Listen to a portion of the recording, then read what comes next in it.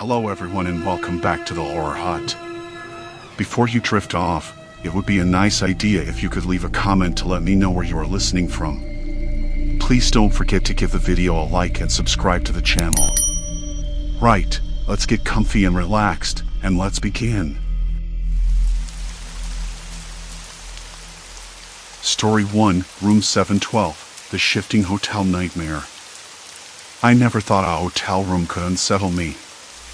The building was new, or at least it looked it. A sleek, glass-heavy facade that gleamed under the afternoon sun, all sharp angles and brushed steel. It was the kind of modern design that tried hard to be minimal but ended up feeling a little cold, like a showroom for someone else's taste. I remember the lobby had this faint scent of citrus cleaner and metal polish, the kind that makes your nose wrinkle after a while. The receptionist was polite but distracted, tapping at her keyboard without looking up much.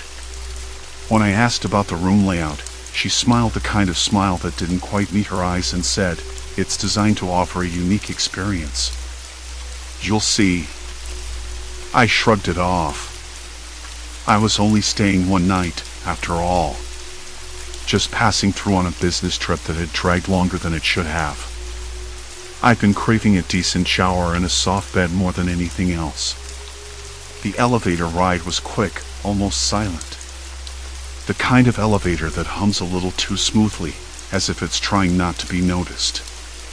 When the doors slid open on the 7th floor, a rush of cold air hit me. Not the usual hotel AC chill, but something sharper, like the building was breathing through vents I hadn't seen. The hallway smelled faintly of fresh paint and something else, something metallic, almost like iron. The walls were stark white, unadorned except for a few recessed lights that cast uneven pools of light, some flickering weakly. There was no carpet, just polished concrete that echoed with every step. My room number was 712, and the door was flush with the wall, no frame to speak of. I used a keycard and automatic beep, a soft click. The door swung in smoothly, revealing the interior. I paused, taking it all in. The room was smaller than I expected. Not claustrophobic, but tight. The layout was odd, too. The bed was pushed into one corner, its headboard a flat wooden panel with a thin strip of LED lighting that glowed a soft blue. Opposite the bed was a low desk with a tablet built into its surface, presumably for room controls. The window looked out onto the city skyline but was tinted so heavily it was hard to tell what time of day it really was. I set my bag down and ran a hand over the smooth wood of the desk. The air smelled faintly of ozone and something floral, like the hotel's attempt at an ambient scent. I switched on the tablet, scrolling through the options. Lights, temperature, curtains. Nothing unusual. I pulled back the heavy blackout curtain to peek outside. The city was alive with traffic and distant sirens, the usual hum that somehow felt both comforting and distant in this sterile room. The sky was a dull gray, overcast but not raining. I closed the curtain again, the room dimming abruptly. I unpacked my essentials and went for a shower. The water pressure was good, hot but not scalding. The tiles were matte black with white grout, and the shower head was a simple square design. I noticed the bathroom door was a sliding panel, made of frosted glass set in a metal frame. It slid so quietly I barely heard it. After drying off, I wrapped myself in the hotel's standard-issue terrycloth robe and sat on the edge of the bed. I felt the fabric's softness against my skin, a small comfort. I plugged in my phone, checked the messages I'd missed, and sipped the lukewarm coffee I'd grabbed from the lobby. That's when I first noticed it. The room felt off. Not in a way I could point to. No creaks, no drafts, no strange noises. Just a subtle shift in how the space held me. The angle of the bed seemed slightly different from when I first entered. The desk looked like it had moved, or maybe I was just seeing it wrong. I shook my head. Probably tired. Jet lag does funny things. I opened the door to step out into the hallway for a quick walk, the sound of my slippers against concrete echoing faintly. The corridor felt longer than it had when I arrived, the lighting dimmer, the air cooler. The scent of paint was stronger, and now there was that metallic tang again, sharper this time. I paused, listening.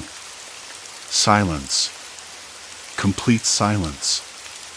Not a single footstep, not a distant voice, not even the hum of the air system. I told myself the hotel was quiet at this hour.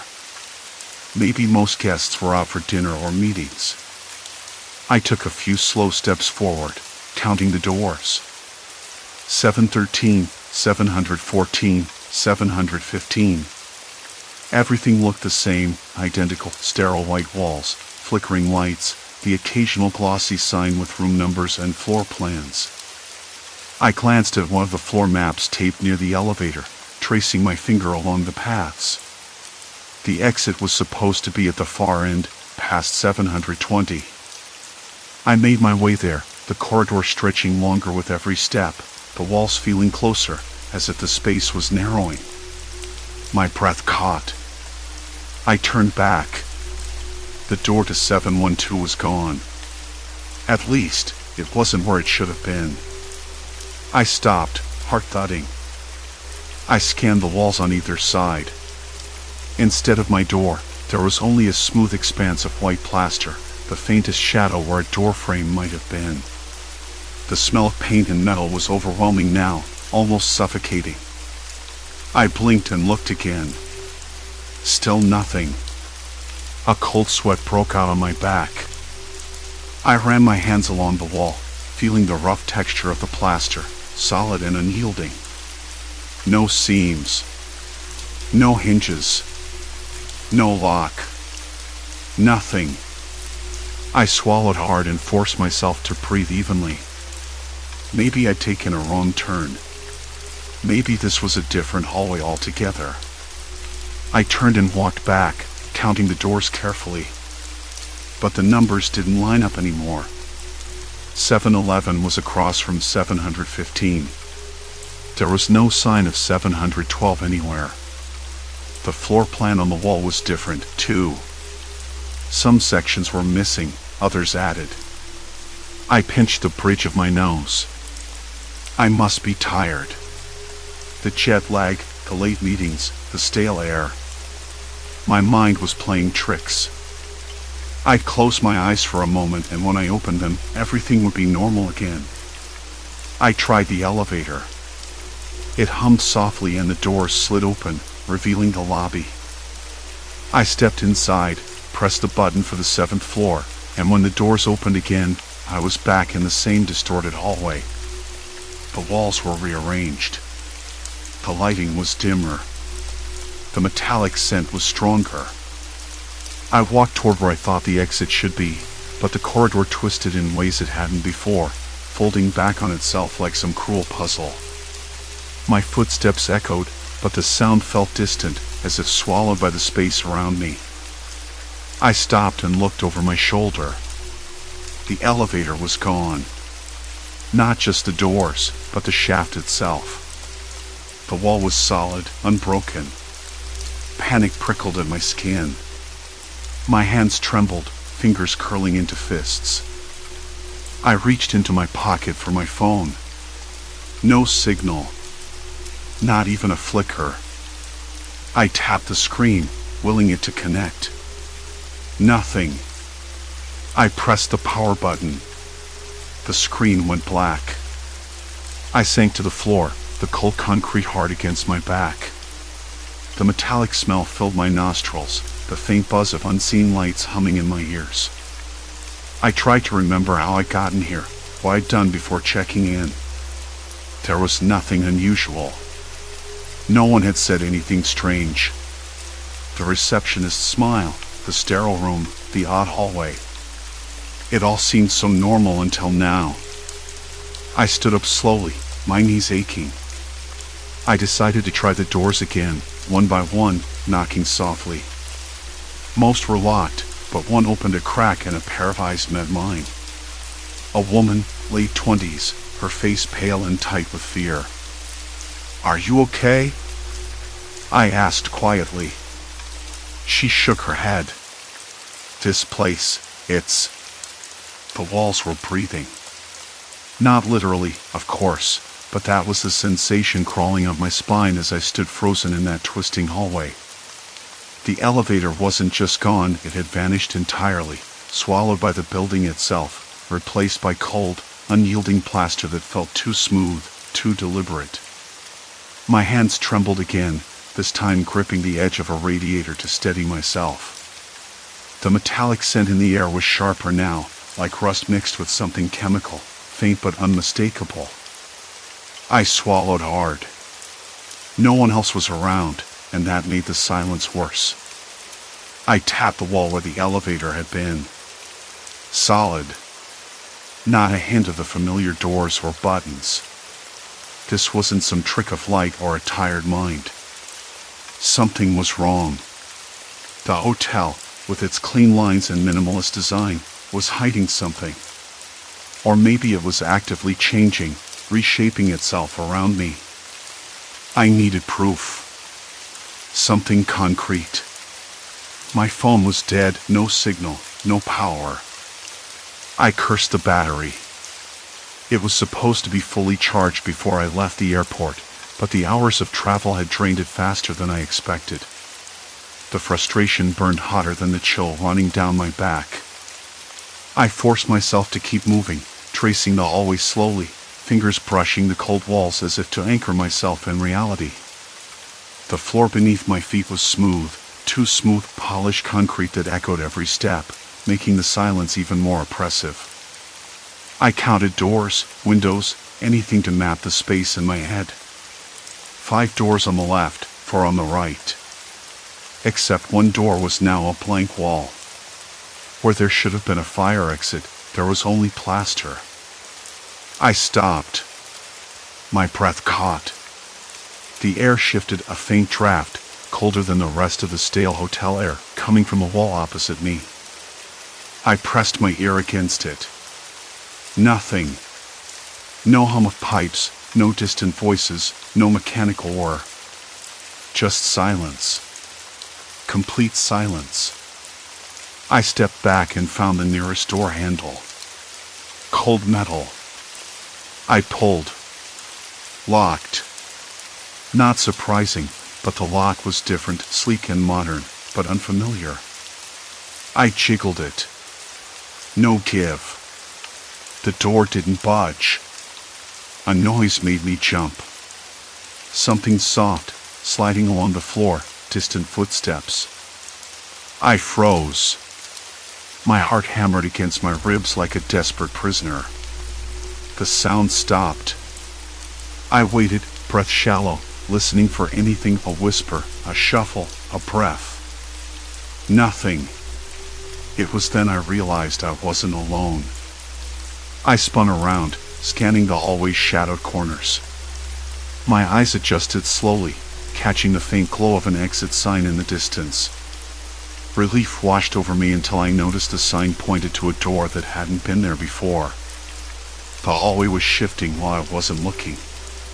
My head throbbed. This couldn't be real. Yet every sense screamed otherwise. The faint smell of burnt coffee, like the one from the lobby cafe, lingered in the air, though no cafe was visible. A distant murmur of voices, but muffled, as if through thick walls. I pulled my jacket tighter around me, the fabric rough against my skin, grounding me. I needed help, but there was no one to call. No phone, no bell desk, no receptionist. Just this impossible maze. I tried another door further down the corridor, one that should have led to a janitor's closet. It swung open easily, revealing a narrow space cluttered with cleaning supplies and a mop bucket. The fluorescent light above flickered erratically, casting sharp shadows that danced like ghosts on the walls. A small window high up showed only darkness outside. I stepped inside and closed the door behind me, the click echoing louder than I expected. I pulled out my notebook from my bag, an old habit from past jobs where I needed to keep track of odd details. I scribbled quickly, Hallway changes. Elevator gone. Doors missing or changed.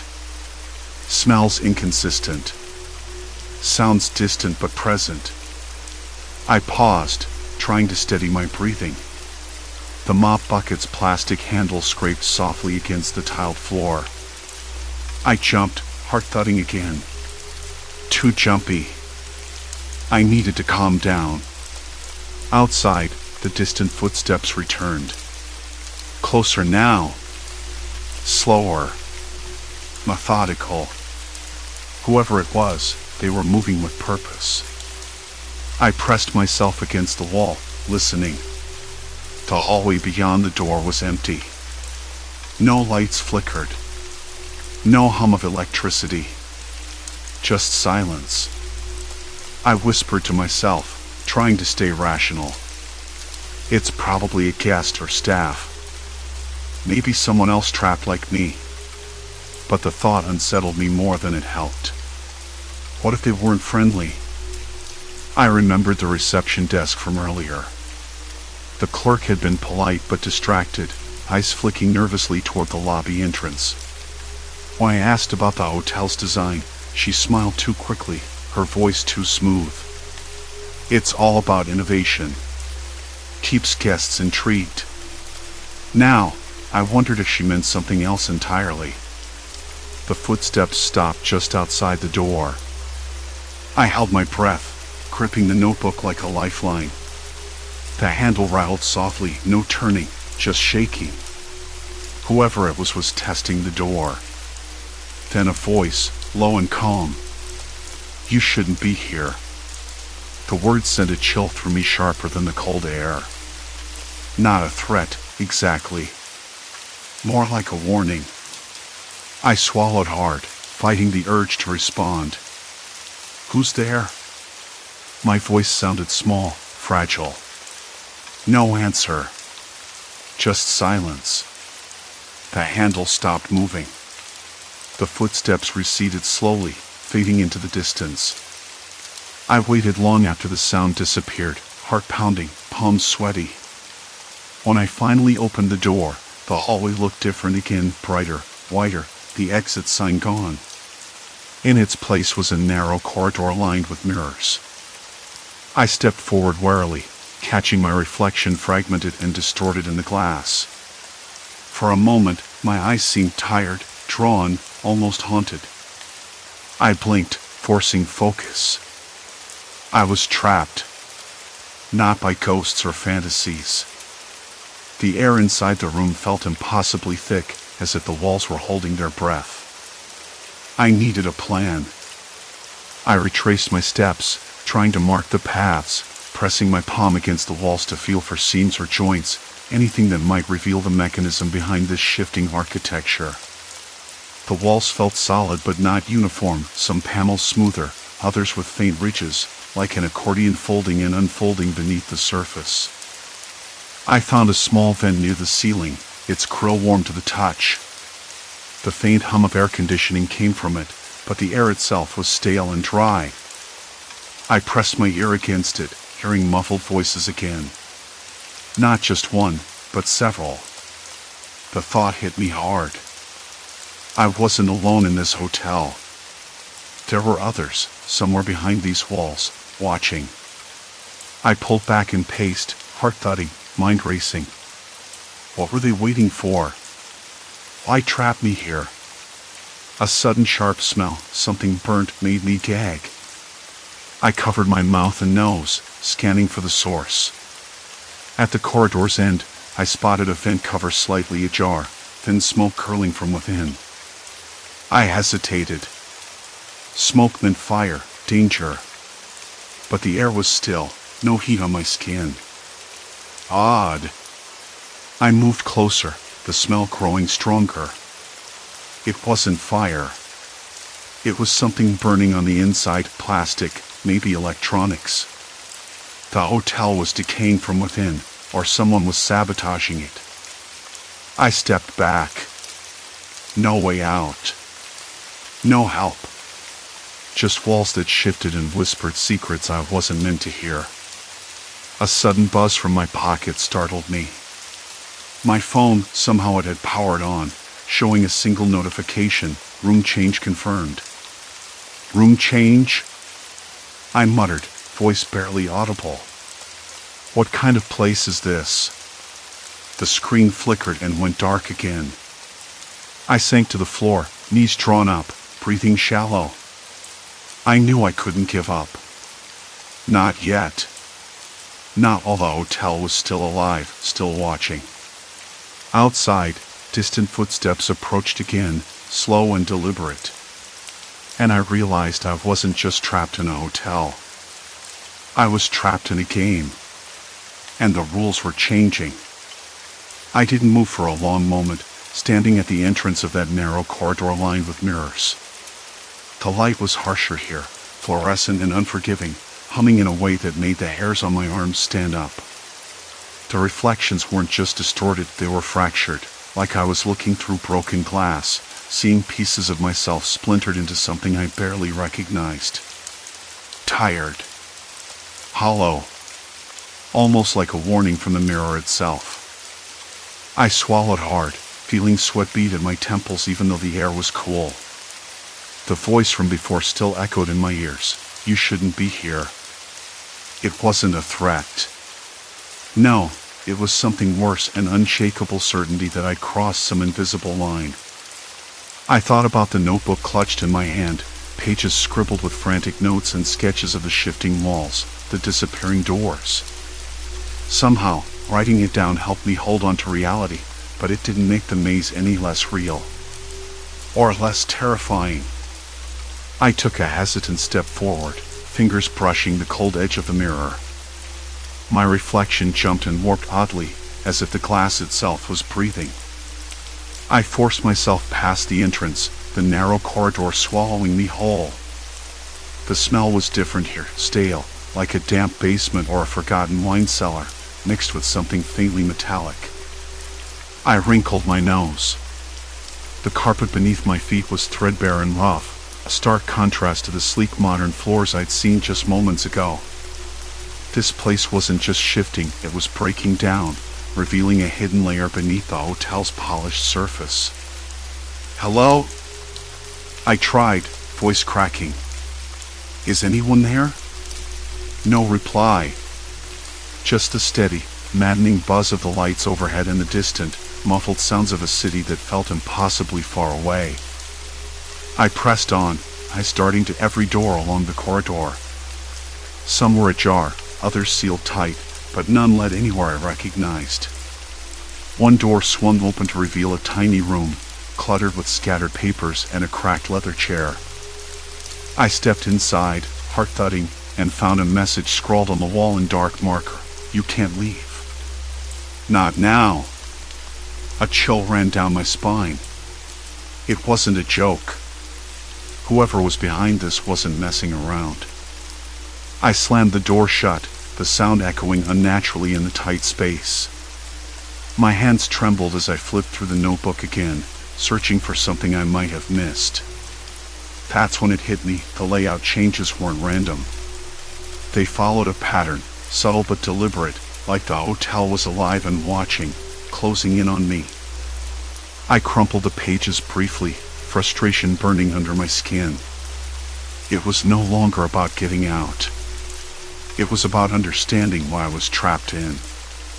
The mirror corridor stretched ahead, endless and cold. I stepped back outside, every reflection warping more aggressively now, my image twisting, sometimes splitting into 2 or 3 versions of me. I blinked, trying to shake the dizziness. Then I heard it, a soft shuffle, footsteps echoing lightly behind me. Not from the corridor, but from somewhere else. Behind a wall? Above? Somewhere I couldn't see. I froze, breath catching in my throat. Who's there? My voice was steadier this time, but I could feel my pulse hammering in my ears. No answer. Only the faintest scrape of movement, like someone or something was deliberately staying just out of reach. I turned sharply, heart pounding, scanning the corridor. The doors were all shut again, The air had shifted, colder, thicker, like the walls themselves were closing in. I tried the handle of the nearest door. Locked. The next one also locked. My fingers dug into the rough plaster beside the frame, nails scraping against grit. The walls felt less like walls and more like barriers designed to cage me. A sudden, sharp knock came from the far end of the corridor. 3 quick taps, deliberate. No footsteps followed. I swallowed the lump in my throat. "I don't want trouble," I called out, voice echoing oddly. "Just let me leave." Silence. Then, from beyond the knock, a voice. Not the same calm warning from before. This one was colder, harder to place. "You already made your choice." That sentence sank in like a stone. My brain scrambled. Choice? What choice? The only choice I'd made was to check into this hotel, to try and escape my own life for a few nights. But now, that decision felt like a trap snapping shut. I pressed my palm against the cold mirror, watching the distorted reflection. Was it me staring back? Or someone else's version? The lines of my face looked tired, but determined. Foolish, maybe, but determined. Shadows clung to the corners of the dimly lit room, whispering secrets I wasn't meant to hear. I turned back toward the door I'd entered through, only to find it gone. The wall was there instead, smooth and unbroken. I stepped back, heart racing. Panic threatened, but I forced it down. There was no way out. Not yet. And if the walls were shifting, maybe they'd shift again. I needed a plan. My fingers brushed against a faint groove in the plaster, almost like a seam. I traced it, hoping against hope. The hotel wasn't supernatural. It was human. Designed by people. And people made mistakes. If I could find the mechanism, hidden switches, faulty panels, I might turn the tide. My phone buzzed in my pocket. I pulled it out, screen cracked but alive. No signal. Nothing but the time and a message notification from earlier. "You shouldn't be here." I stared at it, a cold pit growing in my stomach. Whoever was watching me wasn't just toying with my mind, they knew me. They had access.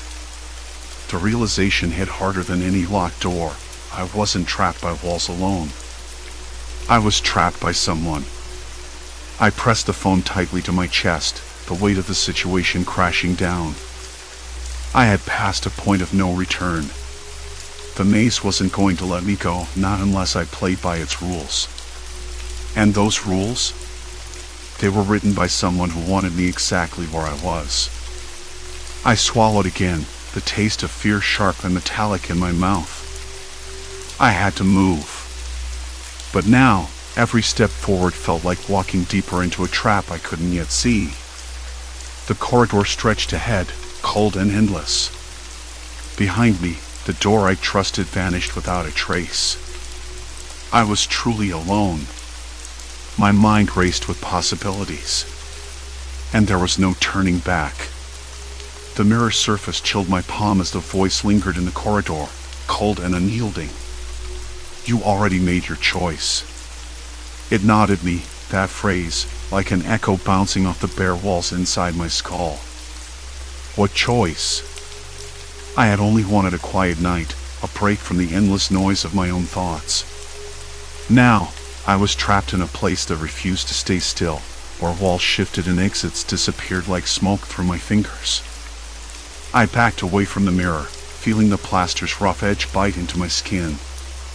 The corridor stretched ahead, but the layout had changed again. The doorway I'd relied on was gone, replaced by a blank wall. My breath came shallow and quick. I tried the knob on the nearest door. Locked. No surprise there.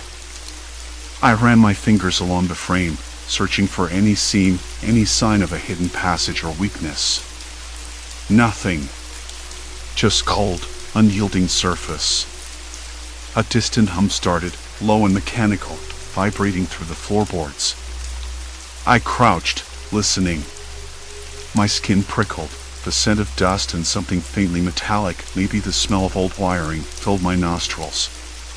The hotel's modern design was a lie, a facade masking something else. I knew that much now. I pressed myself against the wall, feeling for a vent or a crack.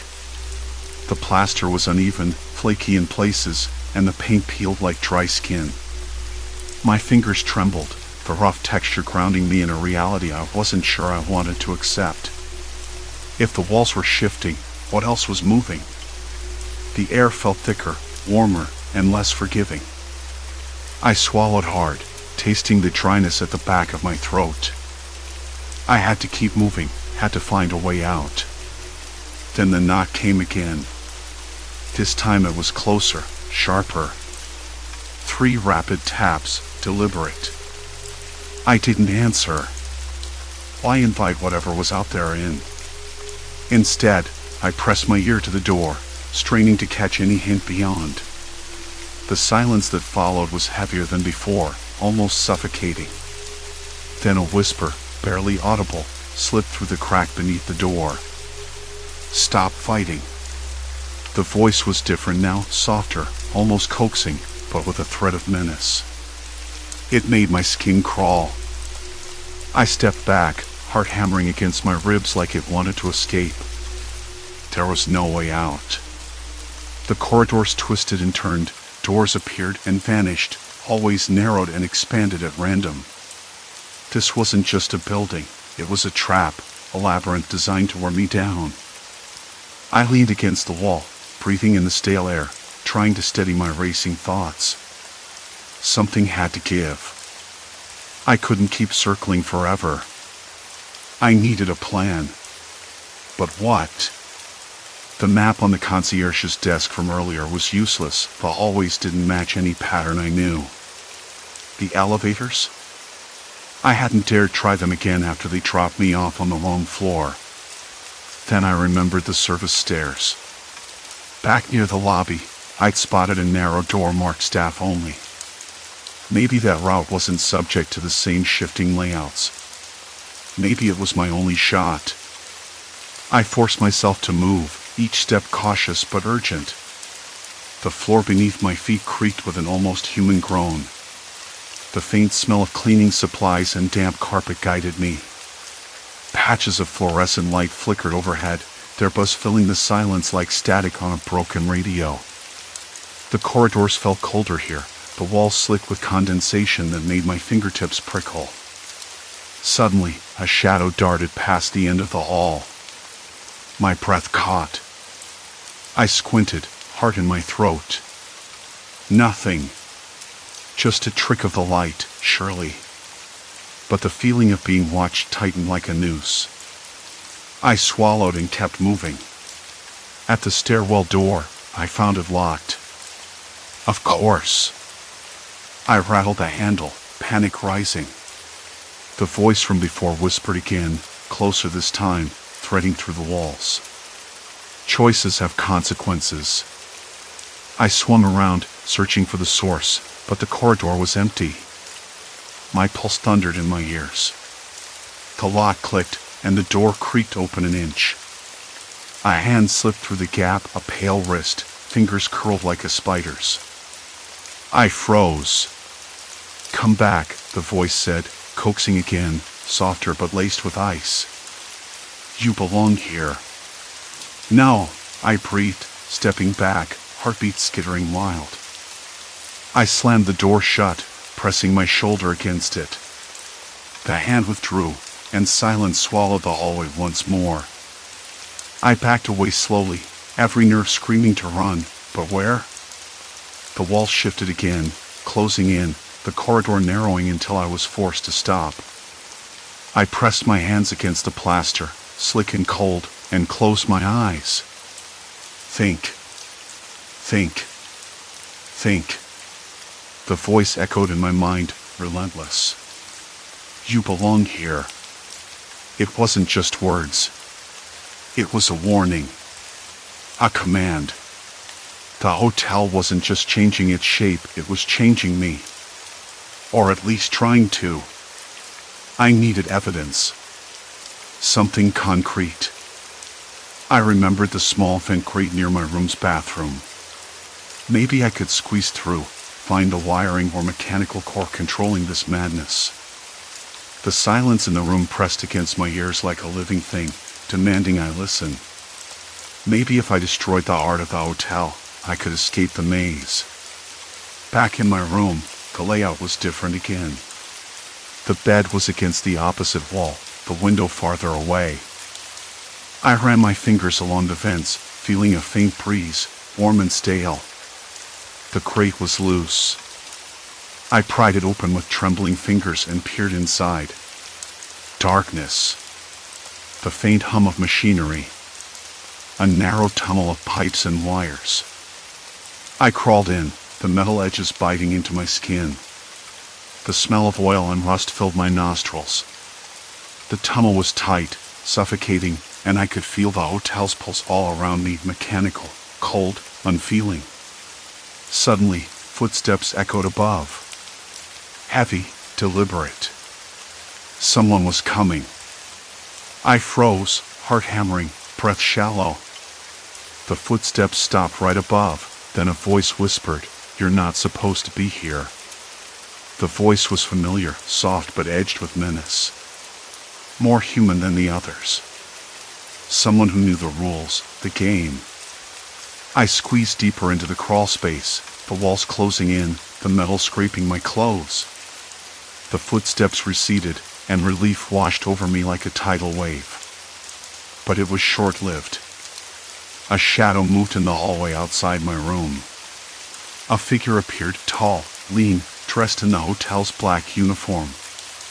Their eyes caught the flicker of the hallway light, sharp and cold. I bit my lip, trying to control the shaking in my hands. The maze wasn't just walls. It was people. Guards. Watchers. Prisoners serving as jailers. Was this a game? A test? Or something darker? The figure paused, then spoke, voice low but clear. "You should stop. The hotel doesn't like surprises." That word hotel felt like a trap itself. Like this place was alive, watching, punishing. But I wouldn't let it win. I crawled forward, deeper into the vent, and pressed my face against the cold metal. The scent of rust and dust filled my lungs. I heard the figure move away, footsteps fading. I was alone again. For now. I had to find a way out before the walls closed in for good. Before the shadows stopped whispering and started acting. My hands scraped against wiring, cold and brittle. I traced the cables, hoping to find a breaker, a fuse, anything to stop the shifting. The hum grew louder, a mechanical heartbeat pulsing through the hotel's veins. I reached a junction box, its cover hanging loose. Inside, circuits tangled like a nest of wires. I hesitated, then yanked a cable free. The humming faltered, stuttered, then steadied again. No change.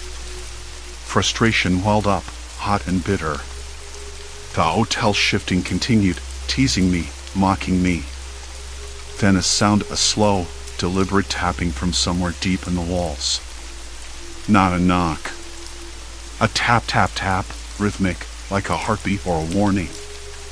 I pulled myself out of the vent and onto the floor, chest heaving. The room had shifted again. The door was gone. The window was a wall. No exit. Only darkness closing in. I sank to the floor, hands trembling against the cold tiles. The tapping grew louder, closer. The voice whispered again, faint but clear. "You can." I pressed my forehead against the cold plaster, breathing shallow and quick, trying to summon whatever shred of calm I had left. The voice had vanished, the hand withdrawn like a spider retreating into its web, and for a moment, silence swallowed everything. But that silence wasn't peace. It was waiting. Watching. The walls were still shifting, subtle but relentless, as if the hotel itself was breathing around me. I needed to move. The vent grate was just a few feet away, near the bathroom. I'd seen it earlier, the narrow slats almost invisible against the wall's smooth surface. If I could pry it open, maybe I could crawl inside and find the wiring, the mechanism controlling this nightmare. It was a long shot, and I knew it, but I had no other choice. My hands trembled as I crouched and ran my fingers along the edges. The metal was cold, rough with years of dust and neglect. I found a loose screw and, with slow care, unscrewed it. The grate shifted and finally came free, clattering quietly onto the floor. The opening was barely big enough for me, but I managed to wedge myself inside. The air was stale, thick with the scent of rust and forgotten machinery. I crawled forward, limbs scraping against cold metal and rough wiring bundles. Somewhere ahead, I heard the faint hum of electric currents, an almost imperceptible vibration beneath the hotel's skin. The maze wasn't supernatural. It was mechanical engineered. The realization washed over me in waves. Someone had designed this place to trap people. To play with them. I swallowed hard, the taste of dust and sweat bitter on my tongue. But why? And more importantly, who? I paused, heart thudding against my ribs. Voices echoed faintly from above, muffled but unmistakable, human. Not the chilling whispers I'd heard before, but real people. Staff, maybe. Or other trapped guests. I edged closer, pressing my ear against the cold pipework. "Hello?" I whispered, voice cracking. No answer. Just the low drone of machinery and the soft creak of shifting walls. Suddenly, a sharp clang echoed through the vent. I jerked back, breath catching, and the grate above shifted. Someone had noticed. Panic flared hot in my chest. I scrambled backward, crawling faster, the narrow tunnel closing in around me. Then, light. A faint glow spilling through a crack in the metal. I pushed forward and emerged into a dim corridor, not my room, not the one I remembered. The walls were bare, concrete slick with moisture, and the air smelled of mildew and something metallic. My legs shook as I stood, trying to steady myself. I wasn't alone. A figure stood at the far end of the hallway, back to me. Tall, slender, dressed in a uniform too crisp for this place. The kind of uniform that said hotel staff or maybe maintenance. I swallowed the lump in my throat and stepped forward. "Hey," I said, voice hoarse. "Can you help me?" The figure turned slowly. His face was calm, almost kind, but his eyes were too sharp, too cold. "You shouldn't be here," he said quietly. "No one should." I blinked, confusion warping my thoughts. "I'm trapped. The hotel, it won't let me leave." He nodded, as if confirming what I just said. "It's not the hotel. It's the design. The concept. It's meant to disorient, to confuse." His voice dropped, almost a whisper. "But some of us keep it in check." "Some of you?" I echoed, heart sinking. He sighed, running a hand through his hair. "Management hired me to maintain the system. To make sure no one gets hurt. But sometimes, things get out of control." I stared at him, the pieces falling into place. Story 2, Temporal Gas Station, trapped in shifting time. The first time I noticed something was off was during a late-night stop at the old gas station just off Route 47. I glanced up at the wall clock above the counter. It read 9:17 p.m. exactly. That seemed normal. Of course, my phone showed 9:16, which I figured was close enough given network delays. I bought a bottle of water and some chips, exchanged a few words with the attendant, a middle-aged woman with a tired smile and dark circles under her eyes. She seemed distracted, like she was stuck somewhere else, her gaze sliding past me rather than landing. I shrugged it off as just the weariness of someone working the graveyard shift. I got back in the car and checked my phone again. 9:17 p.m., maybe a minute later than the clock inside. I thought nothing more of it. The next night, I took the same route home and stopped at the same station. I noticed the clock inside now read 7:42 p.m., which made no sense because my watch and phone still said 9:18. The woman behind the counter was there again, but this time she seemed different.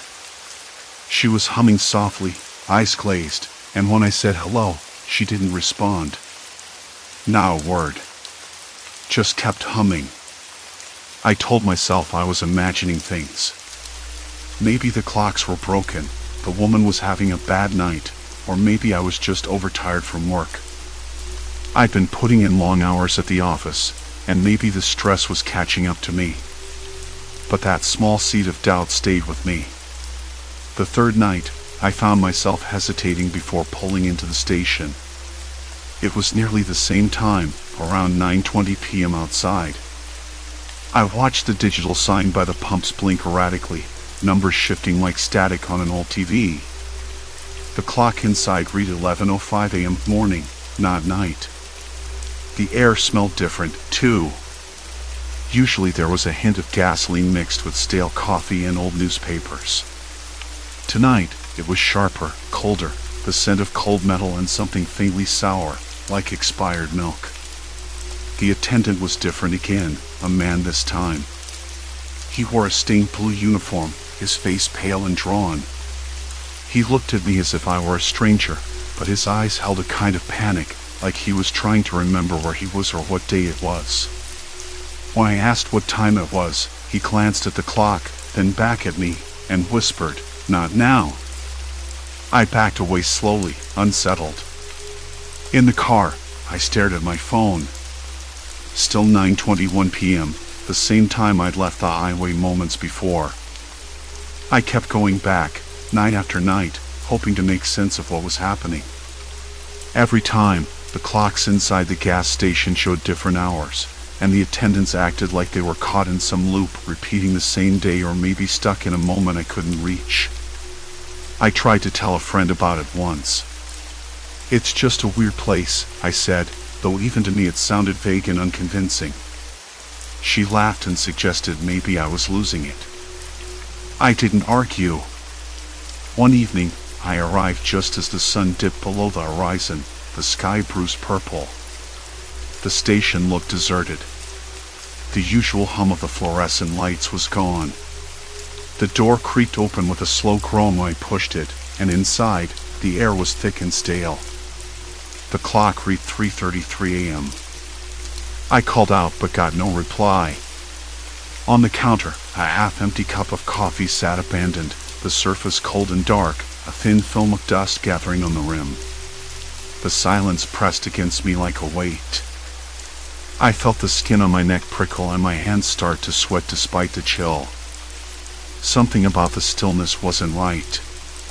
No cars outside. No distant voices from the highway. Just me. I checked the time on my phone again. 9:22 p.m. Still no change. It was as if the world outside the station had frozen while inside, time was twisting and folding in on itself. I thought about leaving, but my feet felt rooted to the floor. I glanced back at the clock. It didn't move. Minutes passed, but the hands stayed locked in place. Then the front door banged shut behind me. I spun around, heart hammering. No one there. I told myself it was the wind, or maybe a stray animal, but my mouth went dry. I tried the door. Locked. Firm. That's when I noticed the old payphone on the wall, a relic from another decade. The receiver was off the hook, cord tangled and frayed. I reached out, fingers trembling, and lifted it. The line was dead. I sank onto a wobbly stool near the counter, breathing shallow.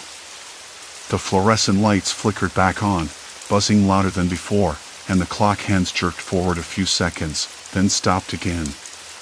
Outside, the highway was empty. No traffic. No life. I checked my phone one more time. 9:22 p.m.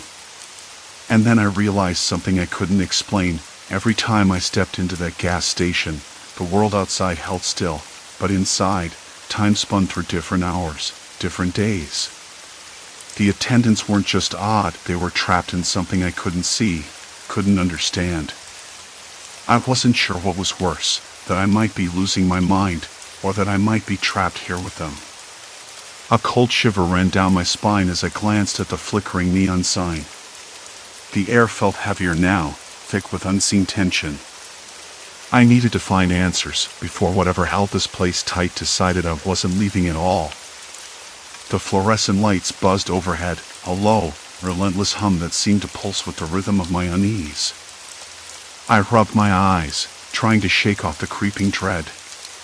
The attendants, the way they moved, the same conversations they had over and over, felt less like people and more like ghosts caught in a loop.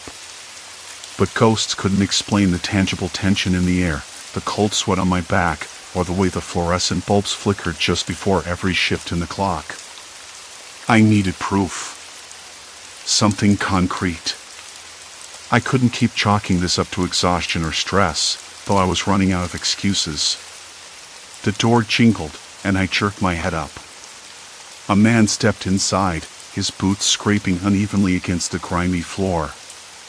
He looked around like he didn't belong, I starting nervously. His jacket was soaked through like he'd been caught in a sudden downpour, but the air was dry and still. I watched him from across the counter as he shuffled toward the snack aisle. The attendant, a thin woman with a permanent crease between her brows, greeted him with a hollow smile. Their exchange was odd. She asked for a pack of cigarettes, but her voice sounded rehearsed, like she was reading from a script she'd memorized decades ago. I cleared my throat. "Hey, what time is it?" "Outside." The man glanced at me, startled, then at his watch. "7:15, I guess," he said, voice low, uncertain. He pulled his jacket tighter around him, mouth twitching as if debating whether to say more. "Outside," I repeated. "Not here." He frowned, then nodded slowly. "Right. Outside. It's late. Almost 10. At least, that's what my phone says." I swallowed hard. The confirmation hit me like a punch. It wasn't just me. Someone else noticed. "Have you been here long?" I asked. "Not really. Just stopped to fill up before heading back home," he replied, glancing nervously toward the counter where the woman stood still, staring at the clock. Her eyes caught mine, and I saw something flicker, an almost imperceptible twitch of panic before she turned away. My stomach turned. I stepped closer to the counter, lowering my voice. "Do you remember what day it is?" "What date?" He hesitated. "Tuesday, I think. Or maybe Wednesday. I'm not sure anymore." His uncertainty mirrored mine. I felt a chill creep up my spine.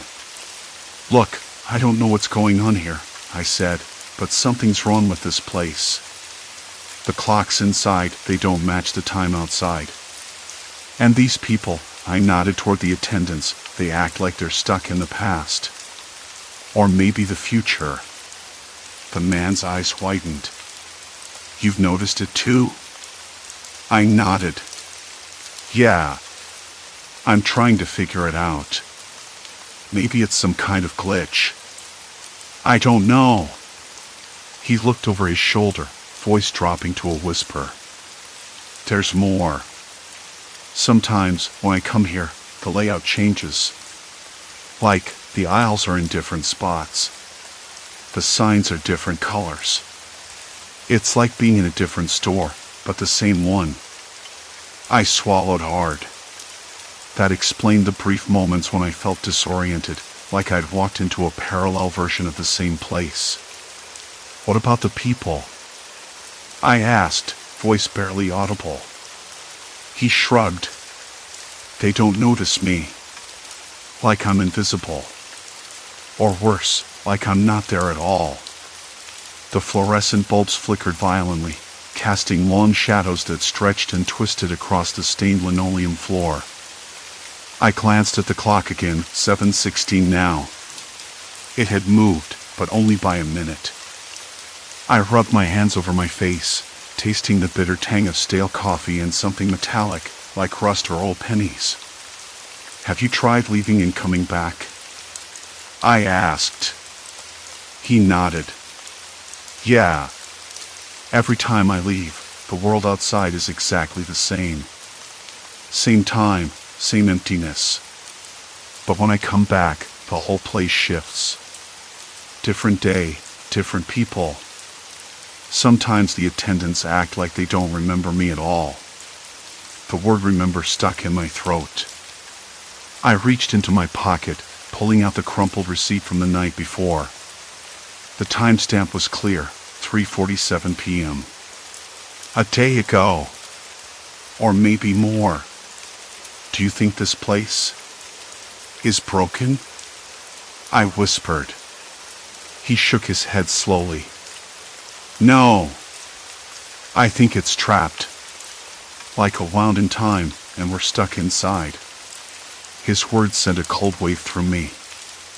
I looked around, suddenly hyper-aware of the peeling paint on the walls, the sticky residue on the counter, the faint smell of burnt popcorn lingering in the air. What if we're not the only ones? I said. What if there are others stuck here? People who never left. He looked at me, eyes wide. I've heard rumors. Missing people. Folks who drove this stretch of highway and just vanished. No accidents, no witnesses. Just gone. The silence that followed was heavy. Outside, the wind picked up, rattling the windows so hard they groaned like old bones. A distant dog barked once, sharp and urgent. I glanced again at my phone. Still 9:22 p.m. No messages. No missed calls. No sign of anyone looking for me. Why do you think it's happening? I asked, voice barely steady. He shrugged, voice low. Could be a hidden fault line under the station. Maybe some chemical spill. Something in the water. I don't know. But it's like the place is alive, shifting around us. The thought made my skin crawl. A building with a mind of its own. That explained the shifting aisles, the different prices scrawled on the shelves, even the attendants' blank stares. I took a deep breath, trying to steady the tremor in my hands. We need to document this, I said. Photos, notes, anything that can prove this isn't just a bad dream. He nodded, pulling out his phone. I've got a camera app. Let's start with those clocks. We moved side by side through the store, snapping pictures of every clock, above the soda coolers, by the bathroom door, even the tiny one on the cash register. Each showed a different time. Some were stuck, others ticked backward or jumped forward erratically. One clock read 2:03 p.m. Another 11:47 p.m. The largest one near the ceiling spun in circles, its hands blurring like a frantic dancer. I noticed a woman attendant watching us from behind the counter, her eyes dark pools of unreadable emotion. She didn't approach, didn't speak, just observed. I think they're scared, the man whispered. Like they know something's wrong but can't do anything about it. I nodded, feeling a sudden kinship with these trapped souls. Let's try something else, I said. I want to talk to them.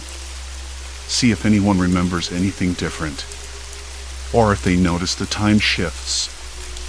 We approached the counter again. The woman looked at us, her eyes flickering with something close to recognition. "Do you remember yesterday?" I asked gently. "The day before that." Her lips parted, but no words came. Then she shook her head slowly, like trying to clear a fog from her mind. "Do you feel like time is different here?" I pressed. She blinked rapidly. I don't know. Sometimes I think I'm going crazy." Her voice cracked, fragile as thin glass. The man and I exchanged a look. "This place," I said softly. "It's not just a gas station anymore. It's a trap." The woman's shoulders slumped, and for a moment I saw the weight of years pressing down on her. Suddenly, the lights dimmed sharply, then flared back with a harsh buzz. The clock above the door jumped to 12 a.m., then back to 6:45 p.m. The man grabbed my arm. "We need to get." Her eyes held me for a long moment, dark and still, like a frozen lake beneath cracked ice. "Yesterday?" "The day before," she repeated my words, voice low, almost as if testing the syllables against some hidden memory. Her fingers twitched on the counter, pale and thin, nails bitten down to the quick. I leaned closer. "Do you remember what happened? Anything different? Any changes?" She blinked, slow and deliberate, then shook her head. "No. Same day. Every day." Her words felt rehearsed, like a line from a play she'd been forced to say over and over. "No changes." But then her gaze drifted past me, to some point behind my shoulder, and her hands clenched. I glanced back at the other attendant, a man near the coffee machine who'd been silent all night. He caught my eye, gave a brief, uneasy nod, then turned away. The air felt thicker, colder somehow, the hum of the fluorescent lights above flickering in uneven pulses. I swallowed hard. "Is anyone else here? Aware?" I asked. "Of the clocks, the time shifts." A brief pause. Then she said, "We can't change it. We're stuck." The words hit me like a slap. Stuck. That's what I'd been thinking, but hearing it out loud made it real. I glanced at my phone, 2:15 p.m. It hadn't budged in the last hour, not since I first noticed the frozen, fractured time inside this place. My car's clock matched it exactly. The woman's voice dropped, almost a whisper. "Some days are longer. Some are shorter. But outside? Outside's always the same." She looked away, biting her lip. We tried to leave, but the road leads us back. Like a circle. I wanted to ask what she meant, but a sudden noise cut through the silence, metal scraping against concrete, faint but sharp. I turned toward the back room door, which had been closed before. Now it was ajar, swinging slightly on its hinges. A stale smell wafted out, sour and damp, like forgotten food left to rot. "Wait," I said. "What's back there?" She hesitated, eyes flicking nervously to the shadows beyond the door. "Nothing. Just storage." But the scrape came again, louder this time. I caught the scent of rust and something metallic, oil, maybe? My stomach twisted. Something wasn't right. I stepped forward. "I'm going to check." The man near the coffee machine finally spoke. "You shouldn't." His voice was low, rough, like gravel in his throat. "We all tried. It never ends well." I paused, the weight of his words settling like cold bricks in my chest. "What do you mean?" He shrugged, but there was no humor in it. The ones who try to break free, they disappear. Or worse. We don't talk about it. I swallowed again, the dry scrape of my throat louder than I wanted. Disappear how? He shook his head, stepping back toward the counter. I don't know. Just gone. Like they never existed. And the gas station stays. The woman behind the counter folded her hands tightly, eyes fixed on the floor. It's not just here, she said quietly. It's the road. The town. We're caught in a loop. A trap made by people who don't want us to leave. I frowned. Who? Who would do this? She glanced up, eyes sharp now, calculating. The owners. The real owners. Not the company. Something else. They want control. No one leaves, no one comes back with what they see. A cold shiver ran down my spine. Control over what? Her fingers tapped nervously on the counter. Time. Reality. The way you feel it. Her voice dropped further, barely audible. They manipulate it. Twist it. So we stay. I looked at the clocks again, their hands spinning wildly, frozen, or ticking backward.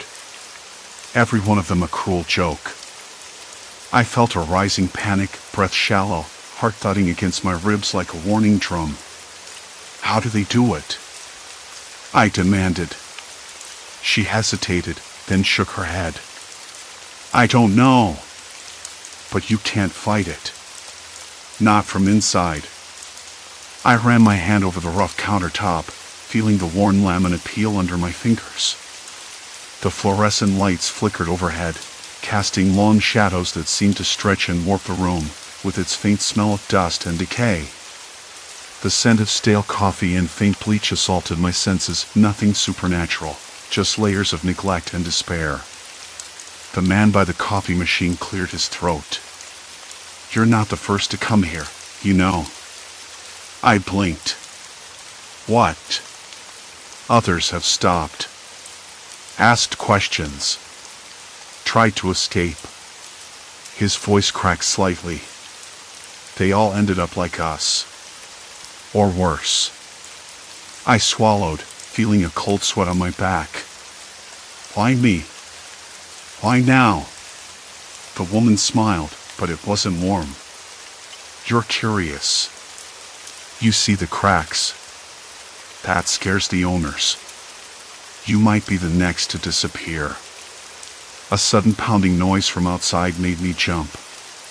The sound of tires skidding on gravel. I glanced toward the windows. The parking lot was empty except for my car, but the shadows beyond the glass shifted, like figures standing just out of sight. I felt a prickling at the back of my neck. Someone was watching. Not from inside the station, but out there beyond the reach of the flickering lights and warped time. I swallowed hard. Can I leave? The woman shook her head. No one leaves. Not once they've been inside long enough. Her eyes flicked to the clocks again.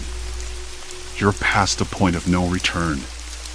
My hands trembled on the counter. The realization settled over me like a fog. The gas station wasn't just a place. It was a cage. And the owners, whoever they were, held the keys. I looked at my phone again. 2:15 p.m. same as before. No change. But inside, time was unraveling, twisting into something I couldn't control. I needed to get out. I had to. But the door behind the counter slammed shut. The woman didn't flinch. She just said, "You tried to leave. Now you're here." My breath caught. I moved toward the door, but it was locked from the other side. The man at the coffee machine stepped forward, face pale. "We warned you." A sudden chill swept through the room, and the clocks began to spin faster, their hands blurring into incomprehensible chaos. I backed away, heart hammering, the weight of reality pressing down like a noose.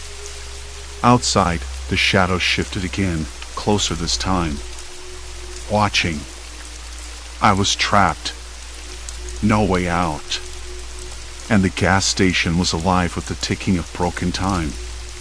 The clock spun like madmen, hands blurring into a frantic mess of numbers I couldn't read. The air grew thick, stale, like a basement sealed shut for decades. My breath came out in short, ragged bursts, and my hands shook so hard I had to grip the edge of the counter just to keep steady. Time wasn't just unraveling here, it was tearing itself apart, and I was stuck in the middle of it. The woman behind the counter didn't move. Her eyes, dull and glassy, stayed fixed on those spiraling clock faces as if they held all the secrets of the world.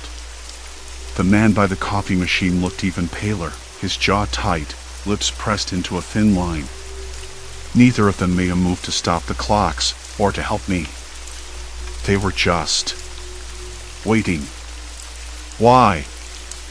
I managed to whisper. Why won't you let me leave? The woman finally turned her head, slow and deliberate, her gaze settling on me with a kind of cold amusement.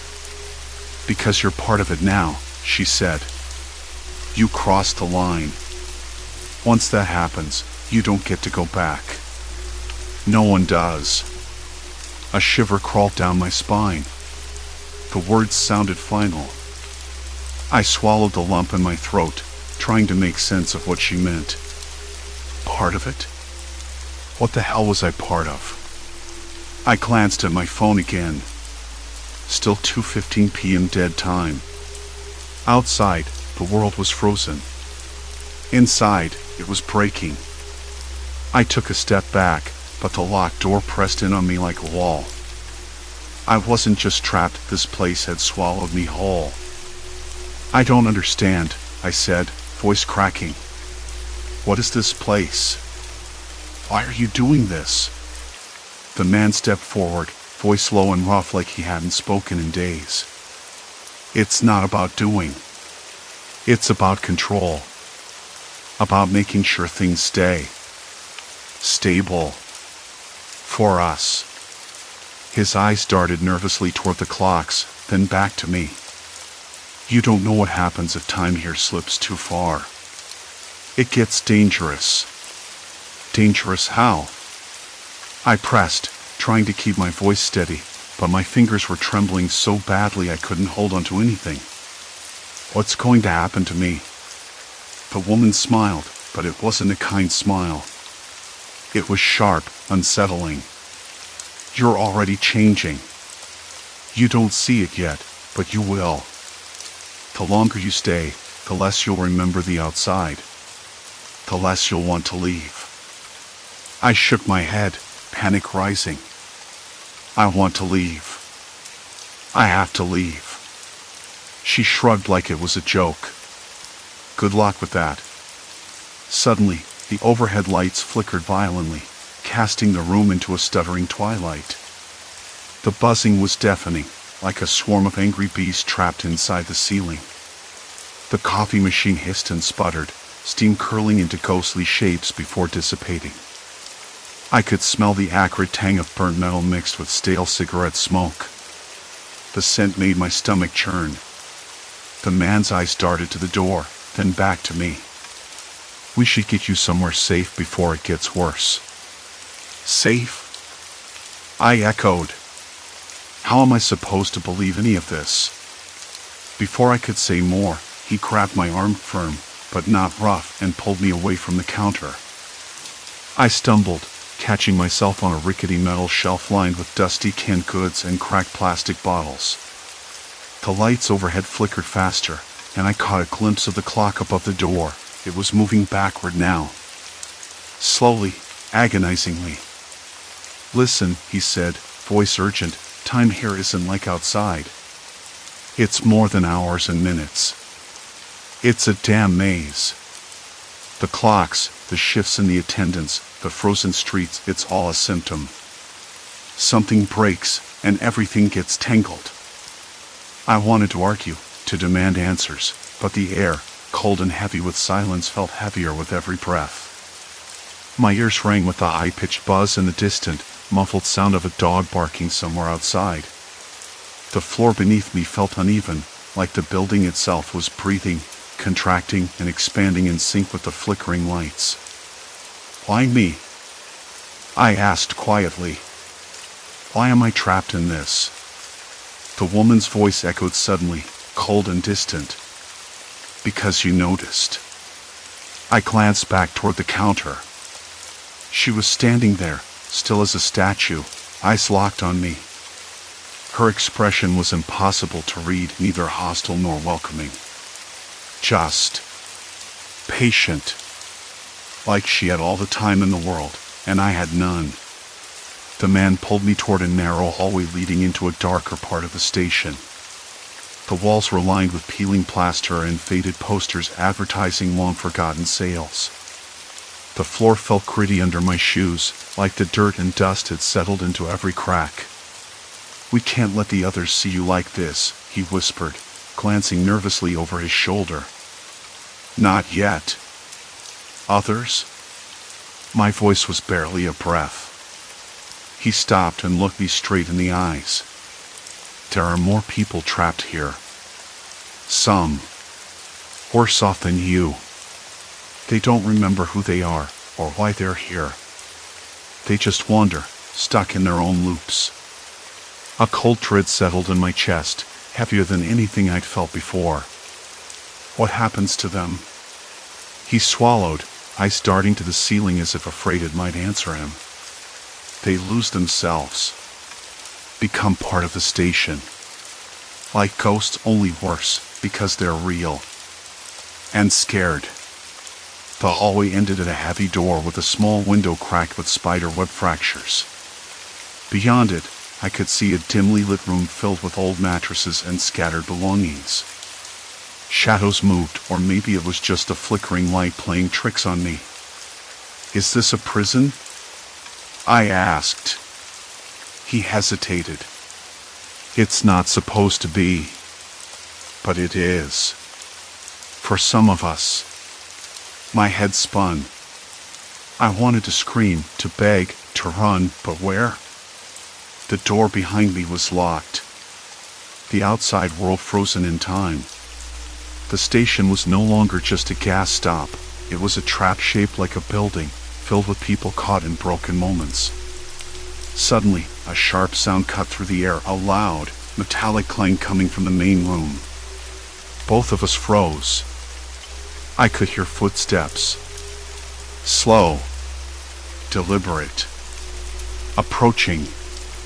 "Hide," he hissed, yanking me behind a stack of crates. My heart slammed so hard I thought it might burst through my ribs. The footsteps grew louder, echoing off the cracked tile floor. The door to the hallway creaked open, and a figure stepped inside. Tall, with a stiff, unnatural gait. I couldn't see the face, but the aura was unmistakable, cold, calculating, and utterly devoid of mercy. The woman's voice whispered from somewhere behind me, chilling and calm, "You tried to leave. Now you're here." The air in the car was stale, the faint scent of morning coffee lingering from the thermos I'd forgotten to dump out days ago. I stared out the windshield, the empty stretch of highway sprawling ahead like a blank canvas. The sun was just beginning to edge over the horizon, but my watch and phone both stubbornly insisted it was still 7:43 a.m. The same time. The same moment. Again. I rubbed my eyes, fingers trembling just a little. It was the 5th time I'd stopped at that gas station in less than a week, and every visit twisted deeper into the same unsettling pattern. The clocks inside never matched reality, the attendants trapped in their own routines, their faces etched with a dull, mechanical expression. I was caught in a loop with no exit. But today, something shifted. I could feel it before I even pulled into the lot. The wind was colder, sharper, slicing through the thin fabric of my jacket. The usual buzz of the neon sign was absent, replaced by a low, constant hum that pressed against my ears like a weight. It wasn't just a gas station anymore. It was me. I stepped out of the car, the gravel crunching beneath my boots, and the silence hit me first. Not the quiet of early morning, but a silence that swallowed sound whole. No distant birds, no engines, no footsteps. Just the hollow echo of my own breathing. The door to the station creaked open before I even reached it. The attendant, a woman with tired eyes and the same faded blue uniform I'd seen before, looked up. But today, there was something different in her gaze. Recognition. Or maybe it was desperation. "You again," she said, voice barely above a whisper. I hesitated. "Do you know what's happening?" I asked. The words felt stupid, like asking a stone why it didn't move. She nodded slowly, fingers twisting a rag on the counter. "You're stuck," she said. "Between times. Between days. We all are." Her voice cracked, a tiny fracture breaking through the monotony. I swallowed hard. How do I get out? The question caught in my throat, heavy and useless. She glanced over her shoulder, eyes darting nervously. "No one leaves." "Not really." Then she looked back at me, a flicker of something fierce igniting behind the weariness. "But there's a way to break the cycle." My pulse quickened. "Tell me." "Listen," she said, lowering her voice even more. "The clocks don't lie. They're not broken. They mark the real time in this place, but the moments don't line up with the outside world. The attendants, the customers, they're caught in their own day, replaying the same hours. You're slipping between those layers, caught in the overlap." Her hands clenched into fists. "If you keep returning, you'll lose yourself too." I nodded, the weight of her words settling like cold stone in my chest. "So, what do I do?" She reached under the counter and pulled out a small, battered notebook, its pages dog-eared and stained. "This," she said, pressing it into my hands. "It's a record of everyone who's been caught here. It's the only proof that time does move outside. You need to find your own place in it, your own moment, and hold on to it." I opened the notebook, the paper rough beneath my fingers. Names, dates, scribbled notes, people's voices trapped in ink, calling out through the fog of this strange limbo. I flipped through the pages, heart pounding. Every entry was a person who tried to make sense of the same madness. Some succeeded, most didn't. "What happens if I don't?" I asked, voice barely steady. She shrugged, a bleak smile tugging at her lips. "You fade. Become part of the loop. Like the rest." The thought sent a shiver down my spine. Fade. To disappear slowly, lost between shifting realities with no way to hold on to myself. I closed the notebook, determination hardening inside me. "I want out." "Good," she said, standing up. "Then don't come back here. Find your own time. Live in it." I didn't argue. I didn't ask how. I just nodded, turned, and stepped back into the cold morning. The gas station was eerily still as I walked to my car, the neon sign flickering weakly, casting long shadows across the cracked pavement. I climbed in, the seat creaking beneath me, and started the engine. The clock on the dashboard blinked 7:43. My phone displayed the same. But this time, I wasn't going to stop. The road stretched ahead, empty and inviting. I pushed the accelerator, feeling the car respond like a living thing. The wind whipped through the open window, carrying the sharp tang of pine and distant rain. Somewhere far away, a dog barked real, alive. I thought about the notebook, the faces in it, the stories of people lost and found. I thought about the attendants' words, the fragile hope they carried. And I thought about me, how I'd been drifting, untethered, caught between moments that didn't belong to me. I couldn't stay frozen in time. I had to choose. To live, to move forward, to break the cycle by embracing the present, however uncertain. Hours passed, or maybe minutes. I stopped watching the clock. I focused instead on the feel of the road beneath the tires, the rhythm of the engine, the warmth of the sun climbing higher. The world around me was real. It had to be. Eventually, I found a small diner off the highway, its windows glowing with soft yellow light. Inside, a woman laughed, a genuine, unforced sound. The smell of frying bacon and fresh bread filled the air. The clock on the wall showed 9:17. I sat down, ordering coffee and eggs, savoring the taste, the texture, the ordinary comfort of a simple meal.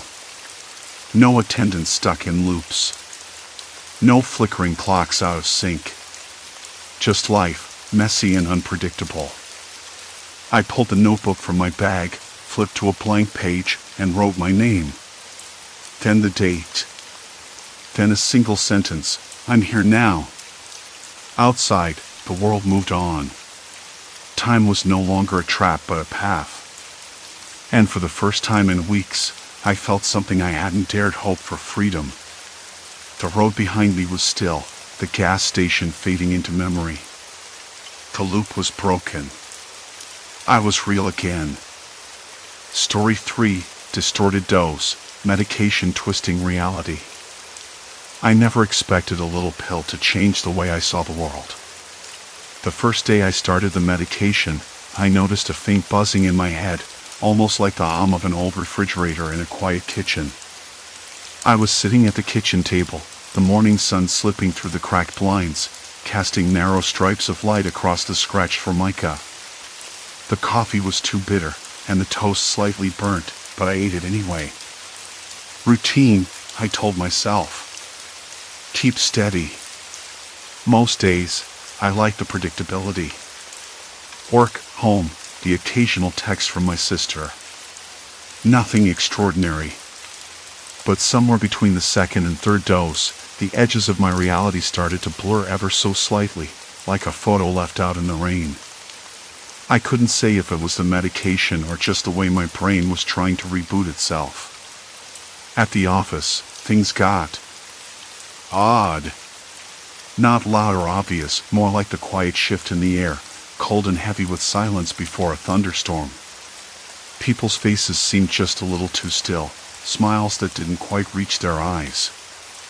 I caught my coworker, Lisa, mid-sentence, and her expression froze for a heartbeat longer than natural, as if she were weighing whether to say something, then dropped it.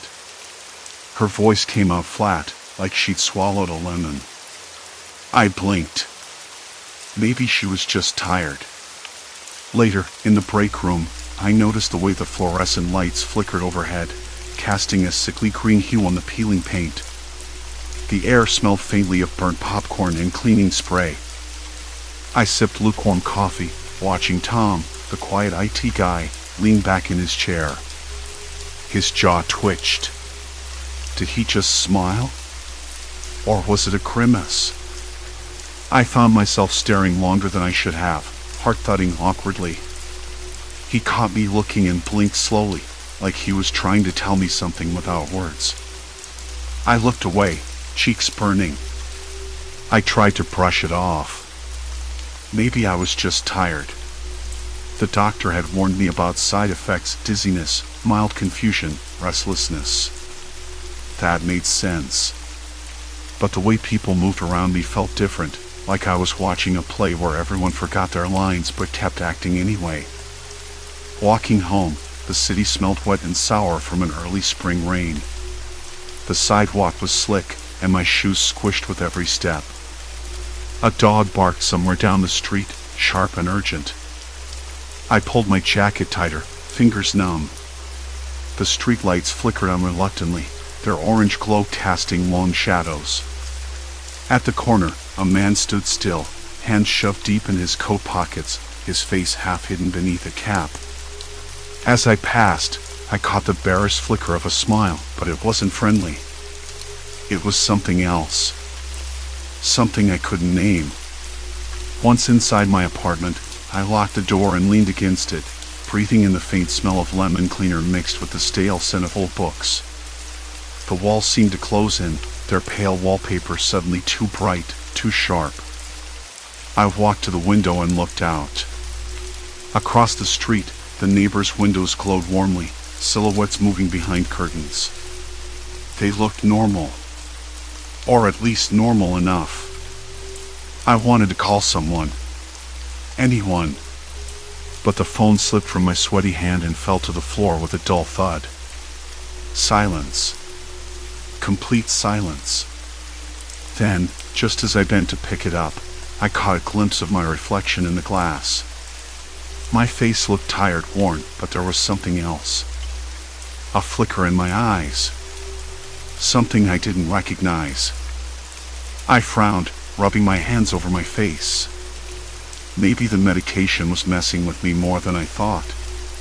Before I went to bed, I checked the mirror again in the bathroom.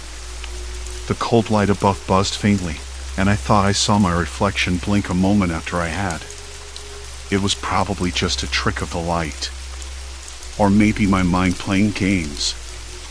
I lay in bed, the sheets tangled around my legs. Outside, a car drove past, its tires splashing through a puddle. The sound was loud in the quiet room. I closed my eyes, trying to will the strange sensations away. But the lingering feeling remained, like someone had rewritten the script of my day without telling me. Sleep came, but it was restless. When I woke, the room felt colder, the light harsher. At breakfast, the toast was burnt again, the coffee still bitter. Lisa's smile in the elevator was stilted, and Tom's eyes held that same flicker of something unspoken. I wasn't sure what was wrong.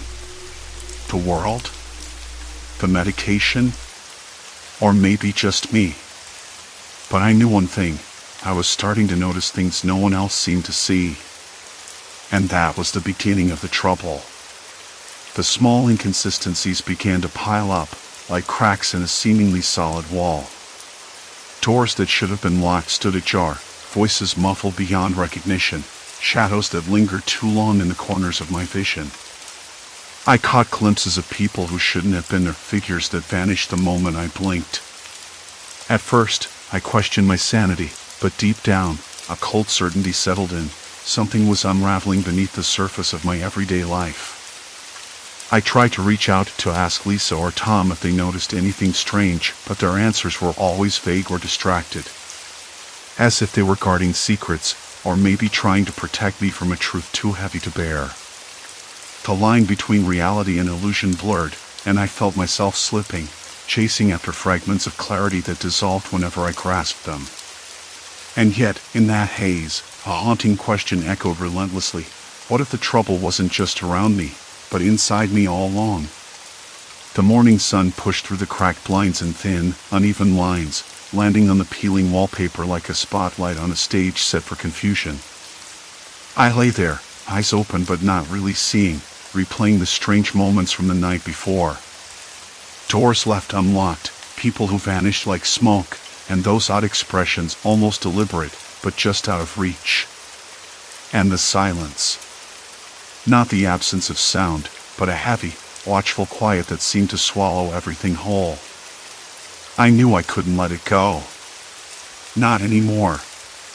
Moving carefully to avoid waking the others, I grabbed my phone from the nightstand.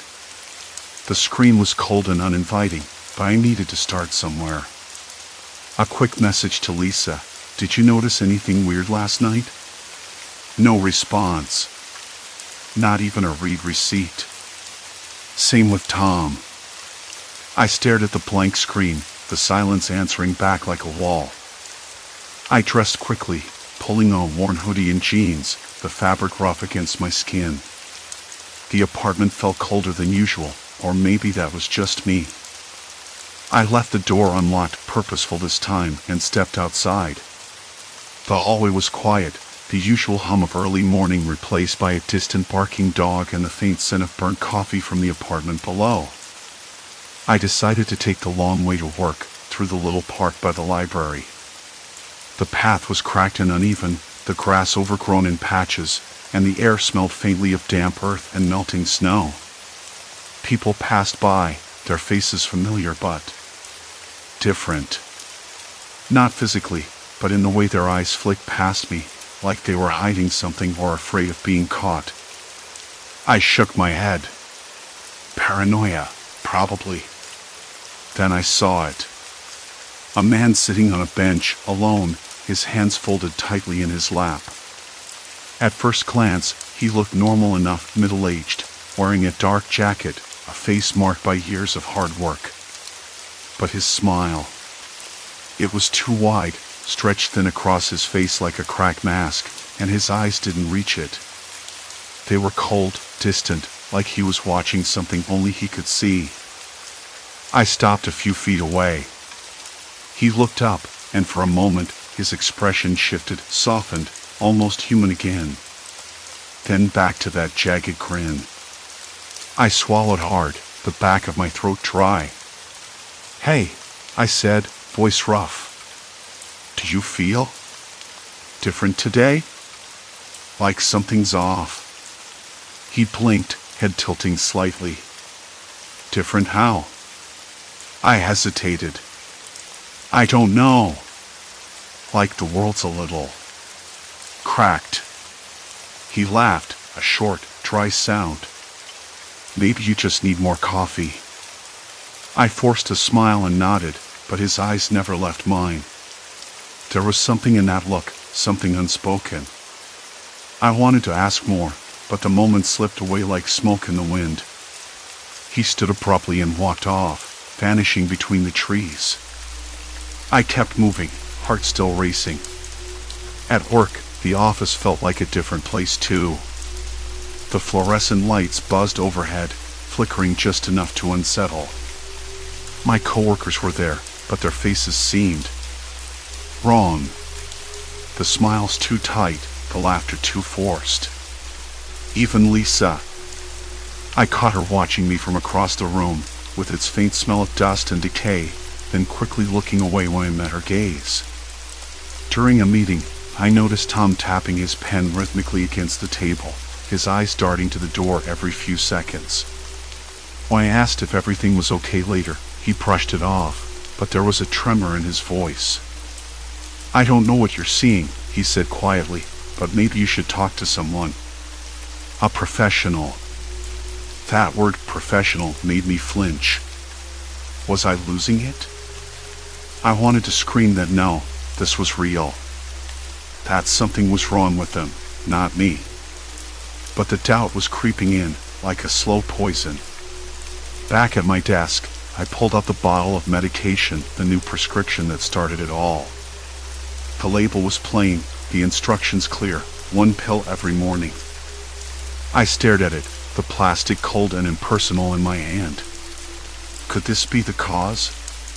Was it altering my perception, or something deeper? I decided to document everything.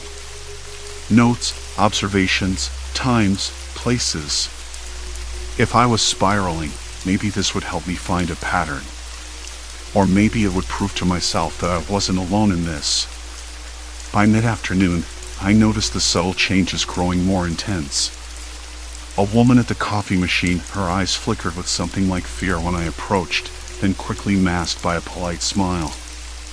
A group of men in the break room, one of them paused mid-laugh, eyes narrowing sharply as if he caught me spying. I caught my reflection in a window and barely recognized the face staring back. Pale, drawn, eyes wide and jittery. I rubbed my temples, trying to steady the spinning room.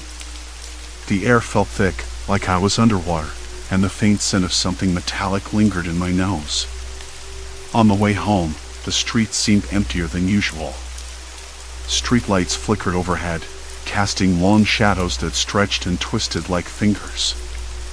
I passed a small shop with its door slightly open. Inside, rows of canned goods sat undisturbed, but the silence was oppressive. A sense of being watched prickled at the back of my neck. I stopped and looked around. Nothing. Just the hum of the city, distant sirens, and the occasional rustle of leaves in the wind.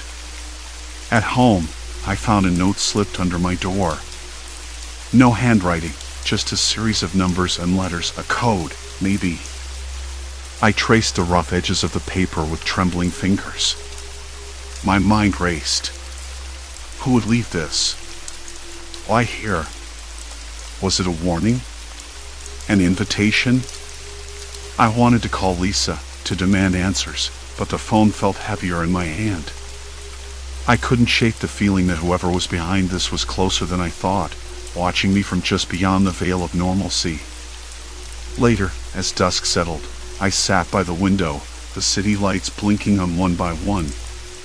The shadows pressed in, and the quiet grew thicker. I thought I heard footsteps on the stairs outside my door, slow, deliberate, unhurried. I held my breath, every muscle taut. Nothing. Silence. Complete silence. But I knew it wasn't over. Not by a long shot. Something was coming, something I couldn't yet see.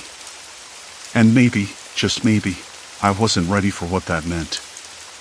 I wasn't sure if I was chasing the truth or running from it. Either way, I was no longer safe in the world I thought I knew. The night pressed in like a weight I couldn't shrug off. I stared at the numbers again. The patterns didn't make sense, not in any language or cipher I knew. Yet something about the arrangement felt familiar, like a half-remembered melody just out of reach. I tried to trace it back to Lisa, though calling her sounded less like an option and more like stepping into a trap I couldn't see. My thumb hovered over the screen, hesitation twisting inside me until the phone's weight shifted, almost as if it were resisting my touch. I put it down. The next morning came with a dull ache behind my eyes and a creeping sense of inevitability. The sunlight spilled through the blinds, cutting the room into sharp rectangles of light and shadow. I blinked against it, feeling the medication's residue linger in my system like a fog. The subtle changes in people's expressions, the way their smiles tightened just a fraction too long, or how their eyes flickered with something unreadable, had grown more pronounced. It was like I'd been handed a new lens, one that revealed cracks beneath the surface. I had tried to shake it off. Told myself it was the meds, or the stress, or that my mind was playing cruel tricks. But then, at the coffee shop, I saw something that made my stomach drop. The barista, a woman named Mara who usually wore a careless grin, had her mouth stretched into a smile so forced it looked like a mask. Her eyes darted to the door every few seconds, and when she caught my gaze, there was an almost imperceptible flicker, like she was trying to decide whether to say something or run. Instead, she handed me my cup with a stiff nod and whispered, "Be careful. You're not the only one watching." I blinked, startled. The coffee tasted too bitter, metallic on my tongue. I wanted to ask what she meant. I wanted to believe this wasn't happening. But the words hung in the air, cold and heavy with silence, heavy and urgent. Back on the street, my footsteps echoed against the cracked pavement. The city felt different, as if the familiar had turned hostile overnight. I thought about the code again. Who had left it? Why here? And why was Mara warning me? Each question spiraled into another, a knot tightening in my chest. Later, I met Lisa for lunch, hoping for clarity, for something solid to grasp onto. The cafe was buzzing, but she seemed distant, her smiles too quick, her eyes flickering away when I tried to hold her gaze. When I mentioned the note, her face tightened. "It's bigger than you think," she said, voice low. "They're watching, always have been. The prescription isn't just for you. It's for all of us." I laughed, a short, bitter sound. "What? You mean this is some kind of surveillance scheme? That sounds insane." She leaned closer. "Not surveillance, Not exactly. It's control. The medication, it's changing how we see things, how we react.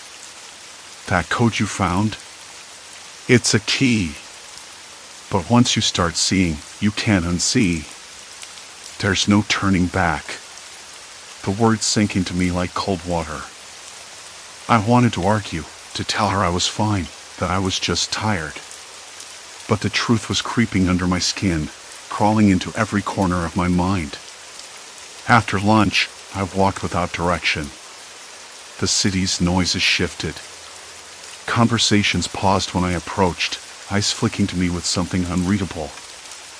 I caught a reflection in a shop window, my own face, pale and drawn, eyes wide and alert. The medication's side effects were supposed to fade, but instead, I felt the lines between reality and something else blur. That evening, I returned to my apartment to find the note gone. The table was bare, the code vanished like it had never been there. I checked every corner, under papers, inside drawers. Nothing. Then my phone buzzed. A message from an unknown number. You're in deeper than you realize. Tomorrow, it all changes. My hands trembled. The room felt colder, the shadows longer. I realized then that whatever this was, whatever I'd stumbled into, it wasn't just about me. It was about a network, a system I hadn't even glimpsed yet. And now, I was entangled. There was no escape. I sat back down by the window, the city lights flickering like distant warnings. The silence pressed in again, but this time it wasn't empty. It was waiting. Watching. I swallowed hard, the taste of fear sharp on my tongue. Tomorrow, it all changes. And I wasn't sure I'd be ready. The hours dragged on, each tick of the clock echoing louder in the stillness of the room. My mind raced through possibilities, each more unsettling than the last. Who were the players behind this invisible web? What did they want from me? The questions swirled, but answers remained maddeningly out of reach. Outside, the city thrummed with life, indifferent to the storm gathering inside me. I forced myself to stand, pacing the cramped space, trying to shake the paralysis creeping over my thoughts. I needed a plan, some semblance of control in this spiraling chaos. Then, a faint vibration, my phone. A message. No sender, just a single line. You're closer than you think. Don't trust the light. My heart clenched. This wasn't just a warning, it was a challenge. I stared at the screen, the weight of the unknown pressing down. Tomorrow, I'd cross a line, one with no return. But for now, I had to prepare. Because once the game started, every move mattered and every shadow had a threat. The phone buzzed again, sharp, insistent, cutting through the thick silence that had settled over my apartment. I couldn't ignore it anymore. Not the message, not the feeling that something was wrong beyond the familiar creep of paranoia. The medication was supposed to clear the noise in my head, but instead, it had twisted everything, painting the world in shadows that no one else seemed to see. If I was losing my grip, I needed to find out why before whatever it was swallowed me whole. Outside, the city seemed oblivious. Neon signs blinked lazily, cars hummed by in distant lanes, footsteps echoed faintly from the sidewalk below. But inside, the room felt colder, the air, cold and heavy with silence stale with unease. I moved toward the window, pressing my forehead against the glass, watching as a streetlight flickered erratically. Don't trust the light. Could it be literal? A warning about that flickering bulb? Or something more? I shook my head. I needed a plan. Something concrete. My phone vibrated again. This time, a different message. Look closer. They're watching. No name. No number. Just the same cold certainty that the world I thought I knew was unraveling. I pinned the phone to the wall with a thumbtack, right above the chipped paint where the plaster was crumbling. The steady drip of a leaky faucet in the kitchen filled the silence, a rhythm that felt almost menacing. My skin prickled. I wasn't alone in this. But who was they? And why me? The thought made my stomach twist. I started pacing, the worn carpet muffling my footsteps. Each step felt heavy, like I was dragging my own body through quicksand. My breath came faster, shallow and uneven. I tried to steady it, counting in my head 1, 2, 3 until the world around me sharpened again. Then, the knock. Sharp. Deliberate. My whole body froze. The sound came from the front door, low and cautious, but with an edge that set every nerve on alert. I didn't move. The knock came again, 3 times. Not a mistake. Not a coincidence. I crept toward the door, heart hammering so loud I was sure it would give me away. Through the peephole, I saw a man. His face was obscured by shadow, but the faint glow from the hallway caught the outline of his jaw, a square, clean-shaven line. He wore a heavy coat despite the mild night, and a gray scarf wrapped tightly around his neck. I didn't recognize him. "Who is it?" I called, voice barely more than a whisper. No answer. The man lifted a hand, fingers curling into a slow, deliberate wave. Then, as quickly as he appeared, he vanished. I bolted back into the living room, locking the door behind me, and sliding the bolt with trembling hands. The lock clicked, but it felt hollow, useless. The room seemed to close in, the walls breathing in and out, the shadows deepening behind every corner. I wanted to call the police, but what would I say? Some stranger knocked, then disappeared? They'd think I was losing it. Maybe I was. The medication was supposed to help, but what if it was making me see things, planting ideas I didn't want? Then I remembered the subtle changes. The way people's faces shifted when I looked away, the split-second flicker of something not quite right. At work, my colleague Jenna had smiled at me, but the corners of her mouth didn't quite reach her eyes. There was a glimmer of cold calculation beneath the surface. I thought it was paranoia, but now I wasn't so sure.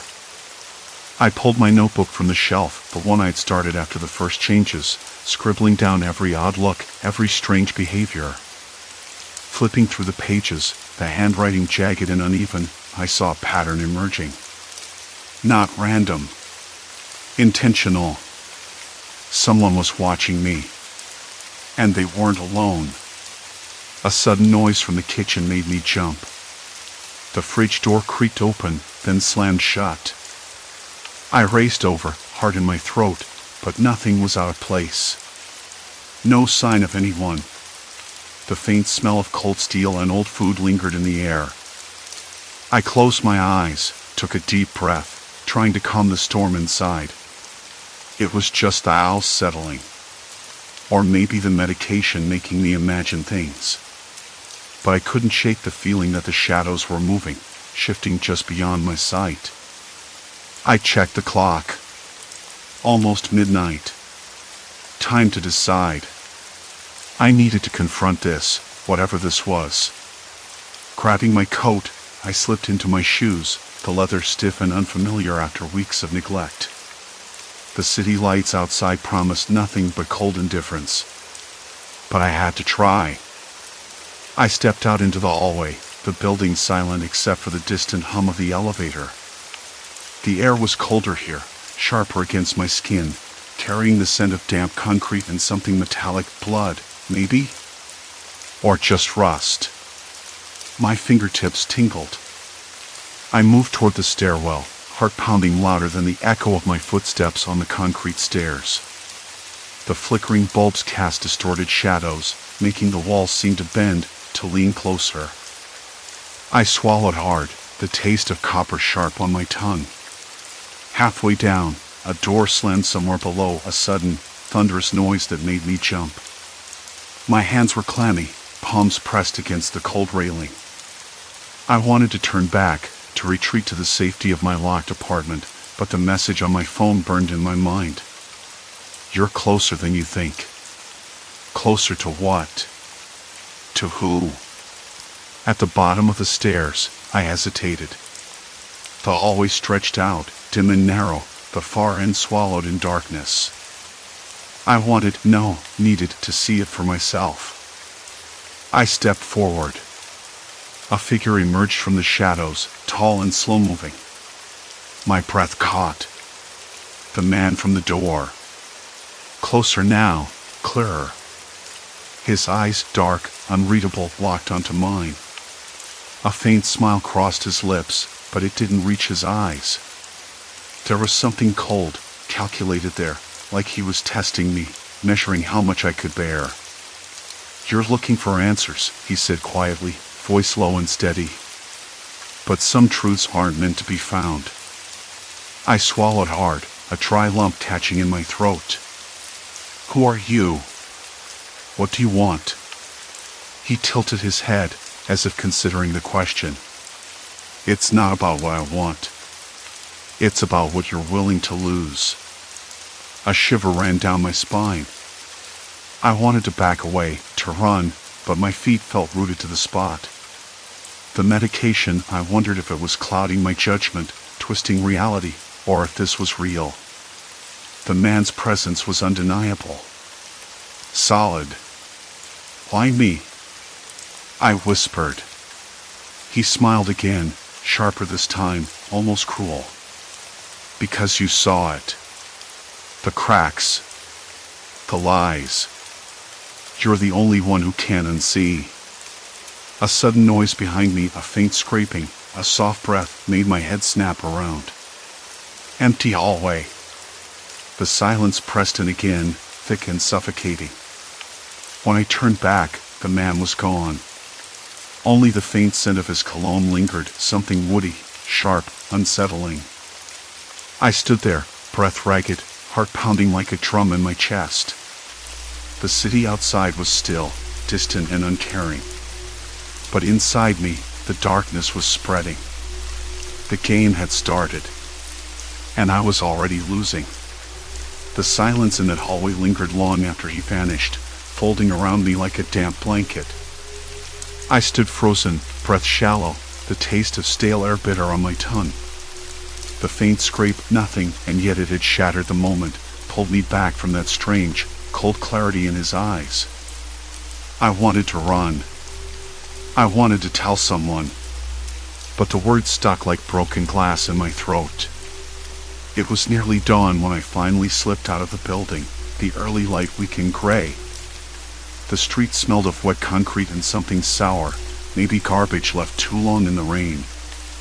My hands trembled as I fumbled for my phone, the screen cracked, the brightness stabbing into my eyes. I wanted to call my doctor, the pharmacy, anyone who might explain what I was seeing, what I was feeling. Instead, I sat on the curb, head spinning, the world humming in a low, relentless drone. I kept thinking about what he said, you're the only one who can unsee. It wasn't just the way people looked. It was the way they moved, the way they spoke, the way their smiles didn't reach their eyes, the way their kindness felt rehearsed, like a script they'd been forced to memorize. I had been so desperate to believe it was the medication, some side effect of the new prescription, but now, I wasn't sure. Was the pill rewriting my brain, or had the pill lifted a veil? I didn't sleep that night. Not really. The shadows in my room grew long and tangled, crawling up the walls like ink. When I closed my eyes, I saw the man's face, the cold calculation behind the smile, the weight of his words pressing down on me. It's not about what I want. It's about what you're willing to lose. I wondered then what I'd already lost. Clarity? Sanity? Trust in my own senses? The next morning, the world looked different. Not because the sun was out or the sky was blue, but because I was different. I moved through the city like a ghost, watching faces around me, catching those subtle shifts, the twitch of a lip, the flicker of a glance away, the way people's voices carried a strange, mechanical rhythm. I tried to speak to a barista at the coffee shop, but the smile she gave me was too quick, too forced. The warmth behind it had evaporated. I caught myself recoiling, the bitter taste of suspicion rising again. I sat in the corner booth, the rough-wood grain pressing into my palms. I watched her serve other customers. There was a man near the window, his eyes darting like a trapped animal, hands clenched so tight his knuckles whitened. He looked away before I could meet his gaze. Something about him felt familiar, like a warning whispered in the back of my mind. And still, no one else seemed to notice. No one else saw the cracks. I thought about calling the man, the one from the hallway. I didn't even know his name. What if he was just a figment of my unraveling mind? But if he was real, maybe he could explain. Or maybe he was the reason I couldn't unsee. Days passed in a blur of restless pacing and half-hearted attempts to reach out. I stopped taking the medication. The bottle sat on my kitchen counter, its label crinkled and faded. No relief came. The world didn't revert to normal. If anything, the edges sharpened, the fractures widened.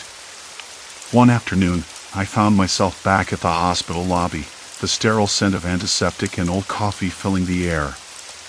The receptionist's smile flickered strangely when she looked at me, like a glitch in a recording. I asked for the doctor who prescribed the medication. She didn't look surprised, almost like she expected me. He wasn't there. Instead, a nurse offered to talk. Her voice was soft but distant, rehearsed. Sometimes, when patients stop their medication suddenly, it can cause side effects, she said carefully, eyes not quite meeting mine. I nodded, swallowing the lump that formed again. No one mentioned the man in the hallway. No one mentioned the warning. Walking home, the city noise seemed louder, harsher. The rough plaster of the building walls scraped against my fingertips as I steadied myself. I realized then that the medication had been a catalyst, yes, but not the cause. Something had always been there, lurking beneath the surface of everyday life, hidden behind polite smiles and casual greetings. I began to write everything down, faces, voices, moments that felt off. My journal filled with fragmented notes and sketches of eyes that didn't reflect light, mouths that curved too sharply. Writing was the only way I could hold on to something real. Or what felt real. Weeks later, I saw him again. Not in the hospital, not in a shadowy corridor, but at the park near my apartment. He was sitting on a bench, reading a newspaper, but his head snapped up the moment I approached. The cold smile was there, but softer, less threatening. "You keep looking," he said, folding the paper. "That's what matters." I wanted to ask what that meant. Instead, I just sat beside him, the rough-wood warm beneath my fingers. "Why me?" I asked quietly. He looked out at the trees, leaves stirring in the breeze. "Because you can't stop asking questions. Because you don't want to ignore what's broken." I took a deep breath and felt the cool air fill my lungs, the scent of earth and grass grounding me. Maybe I was broken. Maybe the medication had cracked something open I couldn't close again. But maybe, just maybe, that crack let in light. A chance to see the world for what it really was, not just what I wanted it to be. The man stood slowly, his eyes meeting mine one last time. "Truth isn't always a gift," he said. "But it's the only thing worth bearing." He walked away, disappearing into the crowd. I watched him go, the noise of the city swelling around me, the chatter of children, the distant bark of a dog, the scrape of tires on asphalt. Life moving forward, indifferent and relentless. I closed my journal and stood, the weight in my chest easing. The medication hadn't stolen my mind. It had forced me to wake up. And that was something no one else could take away. I didn't know what lay ahead, but I was ready to face it. Not because the answers were easy, but because I could no longer unsee. And sometimes that was enough. Story 4: Endless Alley, Trapped in Shifting Walls. I never thought an alley could feel like a trap. It started just like any other late Tuesday. The city was winding down, but not quieting. Somewhere not far off, a dog barked, sharp and sudden. Sirens wailed in the distance, long and mournful. The air smelled faintly of rain, though the sky had been clear all day. There was a chill creeping through the streets, the kind that made you pull your jacket tighter around your neck even if the thermometer said otherwise. I was walking home from the office, my briefcase heavier than usual, weighed down by the day's forgettable reports and a half-empty bottle of water. I always took the same route, a shortcut through the old brick district. It was a narrow alley, tucked between a dry cleaner and a shuttered bakery, not much more than a gap really. I liked the way the cobblestones felt underfoot, slick with the occasional drizzle or dusted with leaves in the fall. It was quieter than the main street, less crowded, though the walls on either side pressed in close, their red bricks crumbling in places, stained with years of grime and graffiti. That night, I noticed something strange almost immediately. The alley seemed off. I don't mean dark or dirty, though it was both, but something more subtle. The walls felt too close, like they'd shifted inward since the last time I passed through. I stopped and looked back toward the street. The neon sign from the corner bar blinked erratically, casting uneven light that made the bricks look like they were breathing. The air was heavier than usual, thick with a faint chemical scent I couldn't place. I sniffed, but the smell was elusive, almost like it was hiding just beyond my nose. I shrugged and kept walking, telling myself it was just my imagination. Late nights do that sometimes, play tricks on you when there's no one else around. But the alley seemed longer, too. Longer than it should have been. I glanced at my watch. I'd been walking for nearly 5 minutes but hadn't reached the end yet.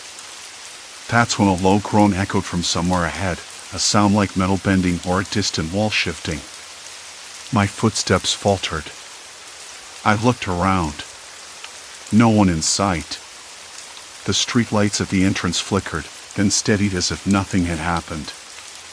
I swallowed hard, the taste of stale city air thick on my tongue. I thought about turning back, but something, a stubborn part of me, wanted to see it through. Maybe I was just tired. Maybe the uneven pavement had tripped me up or my eyes were playing tricks in the dim light. The bricks under my fingers felt cool and rough when I brushed my hand along the wall. I could see the mortar crumbling between the stones, little bits of dust falling like dry snow. The alley's walls were covered in layers of faded posters, torn and curling, but the same ones I'd seen before. Still, they seemed strangely repetitive. Like I'd passed the same spot more than once. I stopped again and tried calling out. "Hello? Anybody here?" My voice sounded hollow between the walls, swallowed quickly by the night. No answer. Just the faint hum of city noise leaking in from the far end and that lingering chemical smell growing stronger. My heart picked up pace. I told myself to stay calm. I wasn't lost. Not yet. But the alley was changing. I could feel it, like a slow shift in the ground beneath my feet. The walls seemed to lean inward, narrowing the path until it felt like a tunnel. The bricks, once familiar, blurred into a repetitive pattern that made it hard to tell left from right. I took a step forward and the ground shifted beneath me. No, the wall. A low rumble followed, like something settling or breaking. Dust fell from above, tickling my face. I blinked, and suddenly the alley looked different. The exit I'd been aiming for was gone. In its place, another stretch of brick wall. Identical. Endless. I swallowed hard, dry mouth and racing mind. I tried retracing my steps, But the path had changed behind me too. The city I knew was disappearing, replaced by a maze of brick and shadow. I pulled out my phone. No signal. The screen flickered once, then died. I leaned against the wall, heart hammering so loud I was sure it would echo into the night. The chemical smell was overpowering now. My throat burned, and my hands trembled as I wiped sweat from my brow. How could a simple alley become this? This confusing, this claustrophobic? I tried to make sense of it all. Maybe a construction crew had been working overnight. Maybe a building had started collapsing and the alley was being barricaded. But the silence was too complete for that. No workers shouting. No machinery humming. Just a faint, unsettling groan beneath my feet and the scent that made me want to cough. Then came a sharp, sudden crack. A small chunk of brick fell near my foot, scattering dust and debris. I jumped back, almost tripping. The sound was so close, too close. I looked up and saw a faint flicker of light through a crack in the wall ahead, like a bulb struggling to stay alive. I called out again, voice cracking, "Is someone there?" My words bounced back at me, empty and unanswered. The walls felt like they were closing in, the alley no longer a passage but a cage. I tried to steady my breath. I needed to find a way out. But every turn seemed to lead me deeper into the same endless corridor. I could feel the cold plaster under my fingertips, the uneven bricks scraping my skin. The smell of gas was stronger now, sharp and sickly sweet, making my head swim. I paused, listening. Silence. Complete silence. Then, a faint whisper of movement. Footsteps? No, something softer. Closer. I spun around, eyes straining to find the source. Nothing. Just shadows shifting in the flickering light. I told myself it was nothing. I was imagining things. But the smell, the shifting walls, the sound that seemed to vibrate in my bonus, they weren't normal. Not at all. My phone buzzed suddenly in my pocket. I pulled it out, hope flaring. A message. One word. Help. I stared at the screen, cold sweat sliding down my spine. The alley wasn't just confusing or broken. It was dangerous. And I wasn't alone. The message on my phone glowed like a warning beacon against the dark screen. I shoved the phone back into my pocket and pressed my palm against the cold brick. The rough texture was unsettling, almost clammy, like the wall had absorbed the dampness of the night air. My fingers trembled as I tested the surface, trying to map the space around me, but every section of wall felt identical, no cracks, no graffiti, no break in the pattern anywhere. I pulled out the flashlight app on my phone and swept the beam slowly along the corridor. The light flickered against the uneven mortar, casting more shadows than it illuminated. That's when I noticed it. A faint vibration under my feet, almost imperceptible, like the city's pulse skipping a beat. Maybe an old utility tunnel shifting beneath the alleyway, or worse, a slow collapse waiting to happen. I crouched, pressing my ear to the ground, and caught the distant drip of water, steady but irregular, mixing with the hum of a gas leak. The smell was overwhelming now, sickly sweet with a sharp edge that burned my nostrils. I swallowed hard. I wasn't imagining things. This place was alive, breathing in some grotesque way, each breath threatening to squeeze tighter. I tried retracing my steps, but the alley's shape had already betrayed me. The same brick walls appeared at every turn, each corner folding back on itself, creating a maze that no map could solve. I was trapped in a labyrinth built from the city's own bones, and the walls were closing in. Then, movement. Not the soft shuffle from before, but something deliberate, footsteps, slow and deliberate, echoing faintly. I spun around, heart pounding. No one. Just the alley, swallowing sound like a black hole. My breath caught in my throat as the footsteps resumed, fading away, but leaving behind a new, chilling certainty. I wasn't alone. I tried to call out, voice barely above a whisper. "Hello?" No response. The echo mocked me. I bit my lip. If someone else was here, who were they? Were they the source of the message? Or a threat lurking in the shadows? The alley's temperature seemed to drop suddenly, the cold seeping through my jacket like icy fingers. My skin prickled. I scanned the walls again and noticed a slight discoloration near a crumbling corner, dark stains that looked like rust or dried blood. I wasn't sure which, but it twisted my stomach either way. I needed help, but who could I trust? The city was a maze of strangers and secrets. I pulled out my phone once more, fingers fumbling. The screen showed a weak signal, enough to send a text, maybe. I typed quickly, "Where are you? Are you okay?" and hit send. The reply came almost immediately. "Near the old boiler. Don't trust the walls." My pulse accelerated. The old boiler. I knew the place, an abandoned building just off the alley, infamous for its crumbling infrastructure and dangerous gas lines. It was a death trap waiting to happen, especially at night. I glanced around, trying to orient myself. The alley twisted left, then right, but the path to the boiler wasn't clear. I took a deep breath, the gas stinging my lungs, and started moving toward where I hoped the message sender was. Each step was cautious, deliberate, ears straining for any sound other than my own footsteps. Then, a low rumble shook the ground beneath me. Dust fell from the brick above. The alley wasn't just confusing, it was collapsing. Panic clawed in my chest as I quickened my pace, the smell of gas now sharp and overwhelming, making my vision swim. I covered my mouth with my sleeve, trying not to inhale too deeply. I reached a narrow side passage that led to the boiler building. The door was hanging open, creaking faintly in the cold breeze. Shadows pulled inside like ink.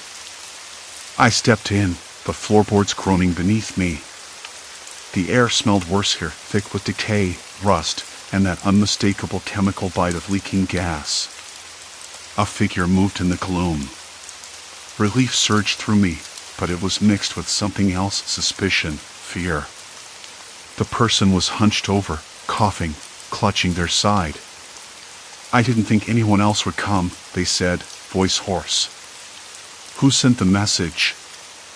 I asked, trying to keep my voice steady. They glanced around nervously. "My name's Alex." I was investigating the alley's strange shifts. Thought I was alone, but then the walls started moving, gas leaks got worse. They broke off, coughing again. I nodded, already piecing it together. "It's the structure. The whole area's unstable. We need to get out before it collapses completely." Alex shook their head. "No way. We can't go back the way we came. The walls, they're different now. Changed.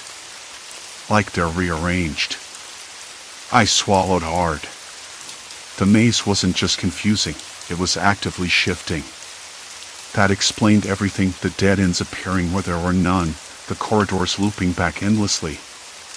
"We have to find another exit." My voice sounded small in the vast, decaying space. Alex looked at me, eyes wide and desperate. "I think there's a maintenance tunnel beneath the boiler. It might lead out, but it's dangerous. Old pipes, gas lines, unstable floors. I almost didn't make it here." I hesitated. Part of me screamed to get out while I could, but the need to understand, to help, pushed me forward. "Show me," I said. We moved cautiously, the weak beam of my phone light guiding us through the darkness. The floor trembled beneath our feet, and every breath was a gamble. The smell of gas was nearly suffocating now, thick enough to taste bitter and metallic. Alex led me to a rusted hatch hidden beneath a pile of broken bricks and debris. It groaned as we lifted it, revealing a narrow tunnel descending into blackness. "Ready?"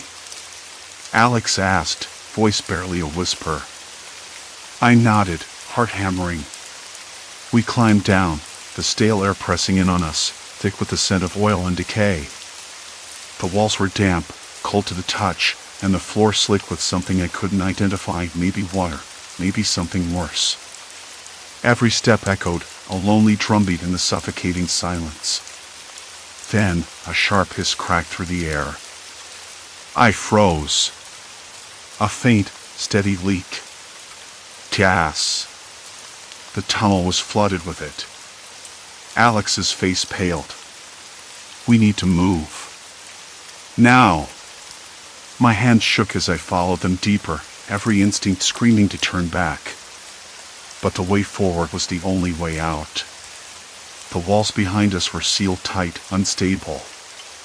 There was no going back. Ahead, the tunnel forked. Alex pointed left, voice strained. "That way. I think it leads to the street." I swallowed the burning taste in my mouth and stepped forward. Suddenly, the ground beneath us shifted. Something gave way. The tunnel groaned like a living thing, threatening to collapse. I coughed, clawing at the wall to steady myself. Alex grabbed my arm. "Keep moving." Heart pounding, lungs burning, I forced my legs to keep pace. The wall seemed to close in tighter as we pushed forward, the gas burning sharper, the darkness pressing in like a weight.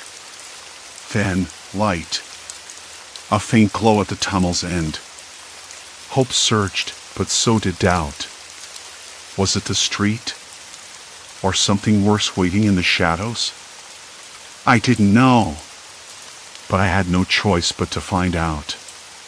The ground shattered beneath us, a sudden, violent shift that threw me forward, scraping my hands raw against the cold bricks. Dust and mortar rained down, choking the air. I coughed, blinking through the grit. Alex barely kept their footing, eyes wide, lips pressed into a thin line. The tunnel groaned again, low and ominous, like a beast waking from a long slumber. "This isn't just a leak," Alex whispered, voice trembling but steady. "It's the whole damn structure. It's unstable. We're trapped." The walls weren't just crumbling, they were collapsing inward, inch by inch, like the alley itself was folding in on us. I could hear the faint crackling of shifting masonry, the soft pop of pipes breaking somewhere nearby.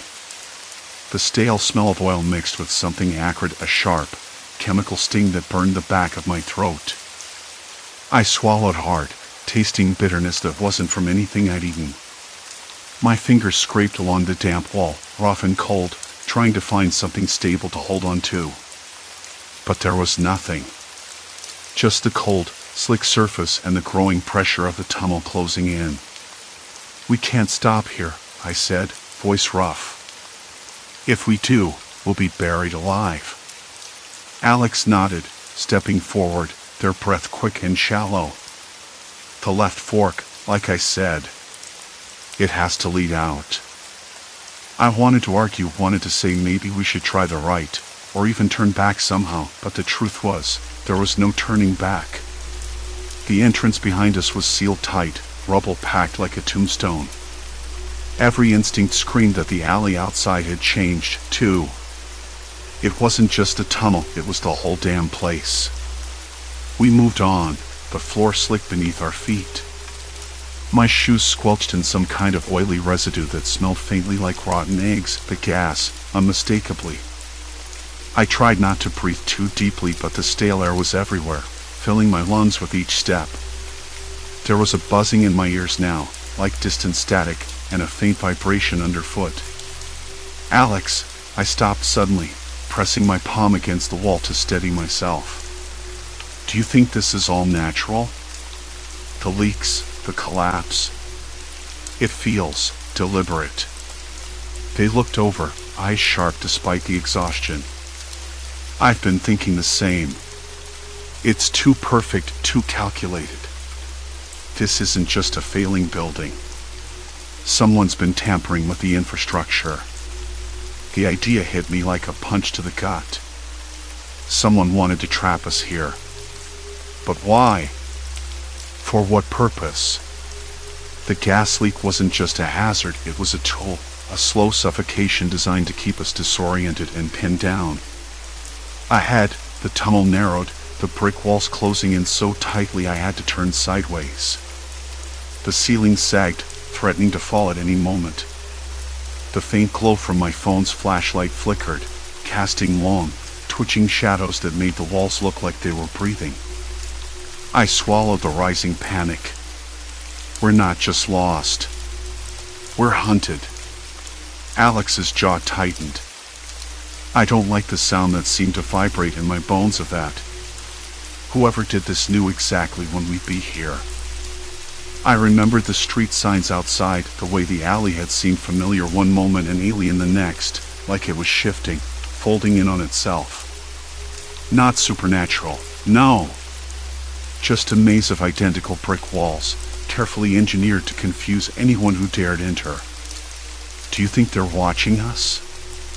I asked, voice low, waiting for us to make a mistake. Alex didn't answer right away. Their eyes darted down the tunnel, muscles tense. If they are, they're good at hiding. But the more I think about it, the more I realize this is less about watching and more about controlling. Control. The word settled over me like a cold weight.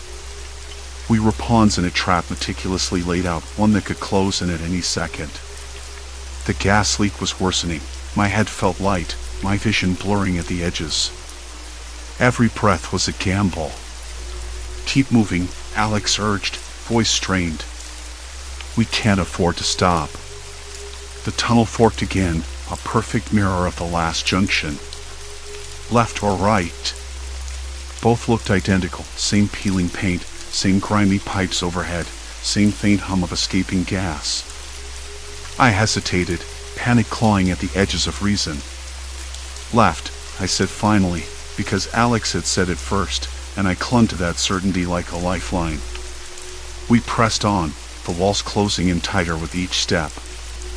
Suddenly, a low rumble shook the ground beneath us. Dust exploded from the ceiling, and a shower of bricks tumbled just past where Alex was walking. They stumbled, catching themselves against the wall. Did you hear that? I whispered, heart hammering. It's getting worse. Alex didn't answer. Instead, they reached into their jacket pocket and pulled out a crumpled piece of paper, the map we'd found earlier. With trembling hands, they unfolded it, eyes scanning the faded lines and markings. Look, they said finally, voice barely audible. There's a pattern here. The alleyways aren't random. They follow the old sewer lines beneath the city. Whoever set this up knew the tunnels better than anyone. I studied the map, the maze of underground passages and crisscrossing streets. The gas lines, the known weak points in the structure.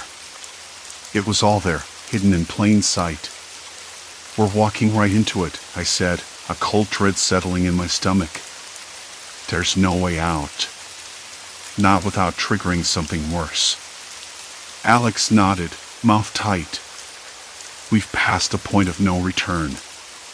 The alleys turned into a trap, and we're the prey. The air grew heavier, the acrid taste sharper.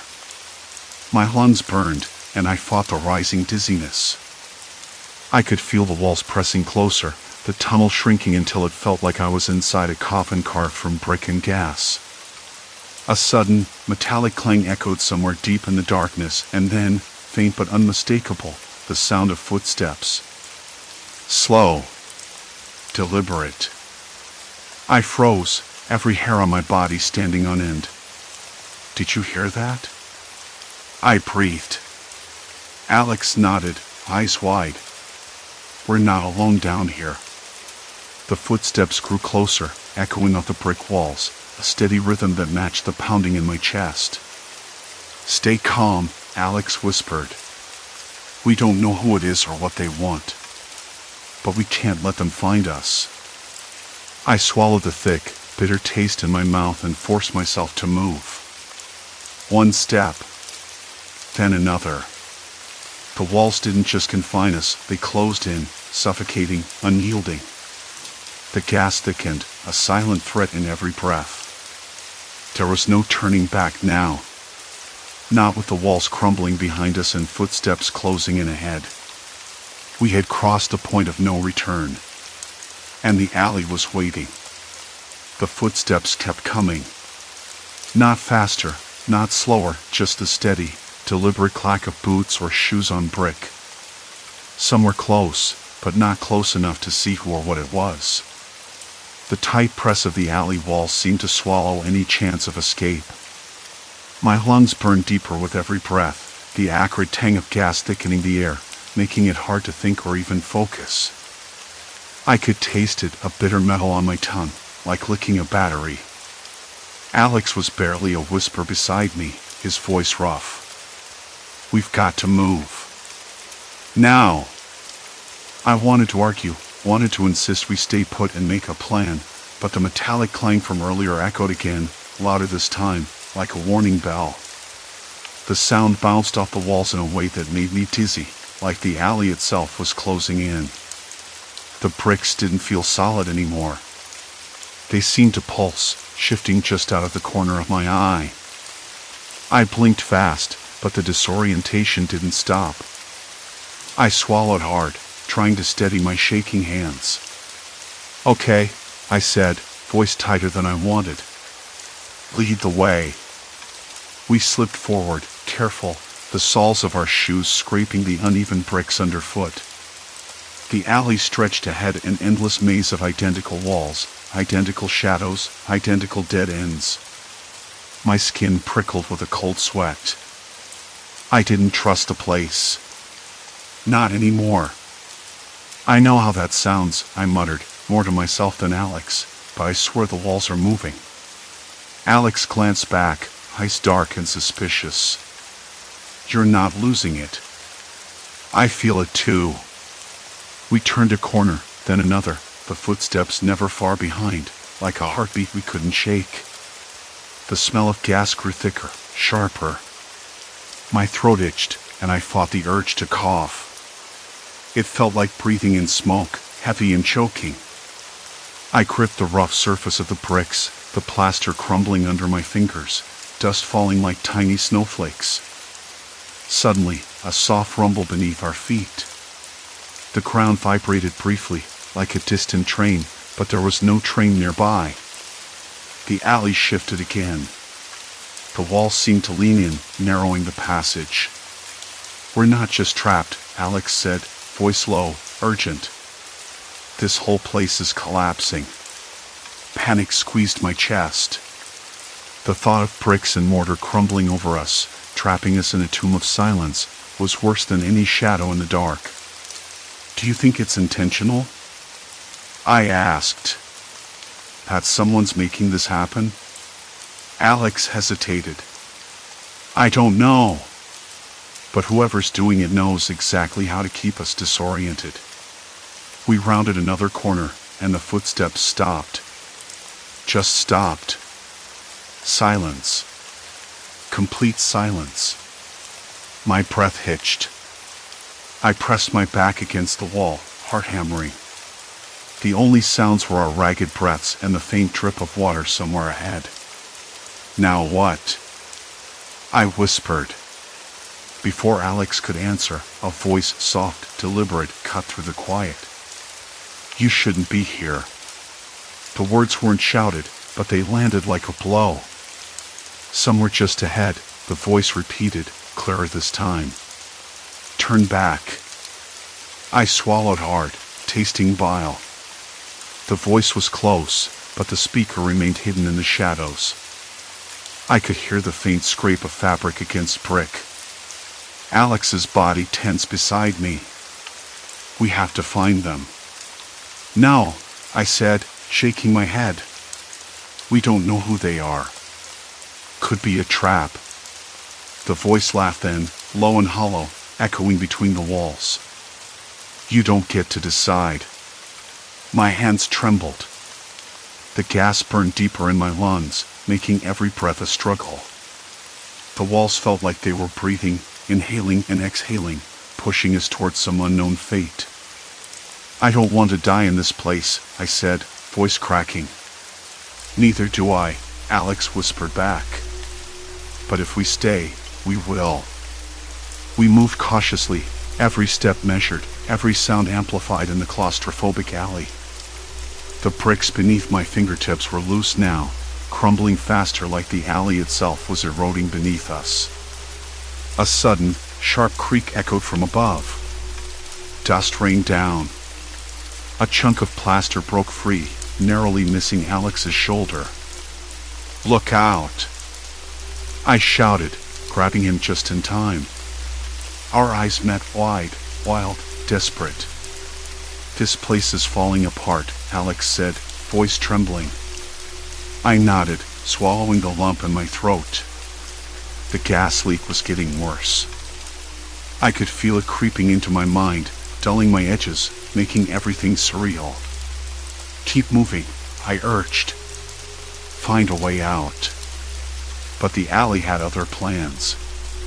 The path ahead split into two identical corridors, both lined with the same faded graffiti, the same chipped bricks. I couldn't tell left from right.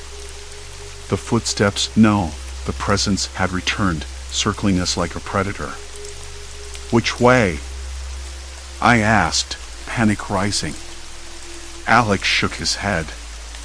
Don't know. A sudden vibration beneath us. The brick floor cracked with a sinister groan. Run! I shouted. We sprinted down the left corridor, the walls closing in tighter, the air thick with dust and gas. The footsteps thundered behind us, faster now, echoing with purpose. Ahead, a faint light flickered, a dying street lamp or a broken bulb. I reached it, pressing my palm against the cold metal pole, trying to steady myself. The gas smell was overpowering. My vision blurred. I coughed, sharp and painful. Can't. Keep going, I gasped. Alex grabbed my arm, steadying me. Almost there. But then the ground beneath us gave way. A sudden crack, a drop, a scream choked in my throat as I fell into darkness. I landed hard, breath knocked out of me. The air was colder here, damp and musty, filled with the faint sound of dripping water and something else, a low, steady pulse, like a heartbeat in the dark. Alex? I called, voice hoarse. A faint rustle answered, then silence. I lay still, every muscle aching, ear straining for any sign of life. The walls around me weren't brick anymore. Rough, wet stone. I was in a basement or a tunnel, something beneath the alley itself. The gas was thicker here, suffocating. I could smell it sharp and chemical. My head spun. Then I heard it, a soft whisper right next to my ear. Lost. I whipped my head around, heart pounding so loud I feared it would burst. Nothing but shadows. I wasn't alone. Never had been. And suddenly, the alley wasn't just a trap. It was a prison. No way out. Not yet. The footsteps started again, closer, slower, deliberate. And this time, they were coming for me. I finally saw the sky again. That first slice of open air was like blinking after being underwater too long, sharp and disorienting. The alley had spat me out onto a cracked sidewalk, the street lamp overhead buzzing and flickering as if in disbelief. My lungs sucked in the cold night air, thick with the faint tang of damp brick and something else, gas, maybe? The metallic bite pricked at the back of my throat. I coughed once, hard, a dry rasp that seemed to echo off the surrounding buildings. I leaned against a lamppost, my hands trembling as if I'd run a marathon. The alley behind me stretched away in the moonlight, exactly as I remembered it, straight, narrow, the familiar row of bricks and fire escapes. No shifting walls, no dead ends that weren't there before. I wanted to laugh, but the sound caught in my chest. Instead, I just stared, trying to process what had happened. How? Why? The maze had been real. I was sure of it. Not a trick of the mind. Not a hallucination. Concrete and mortar don't rearrange themselves. Not unless someone had been playing a cruel joke or something worse.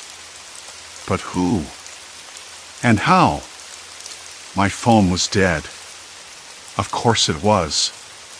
The screen black, unresponsive, leaving me with nothing but the faint, eerie glow of the street lamps and the distant hum of the city. I rubbed my face, feeling the grit of sweat and dust. My jacket was caked with dirt, the rough texture of the alley's brick walls still clung to my palms. I tried walking, slow and steady, letting my feet remember the way back toward the main street. The sounds of the city started to grow, a dog barking, the low rumble of a late-night bus, faint laughter spilling from an open bar door. Normal life. So strange, so alien after the claustrophobic nightmare I just escaped. Hey! The voice came from behind me, low and hesitant. I spun around. A man stood there, leaning against the corner of a building, shadowed by the weak streetlight. His clothes were rumpled, his eyes wary but not hostile. "You okay?" he asked. I hesitated. Part of me wanted to say no, that I was anything but okay. But the words tangled in my throat. "Yeah," I said finally, voice rough. "I think so." He nodded like he believed me, though his gaze lingered on my dirt-streaked face and the way I kept glancing back toward the alley. "Don't go back in there," he said quietly. "Not tonight." I frowned. "How do you know?" He shrugged, rubbing the back of his neck. "Some of us know the city better than we'd like. That alley's been causing trouble for a while. People getting lost, some ending up hurt.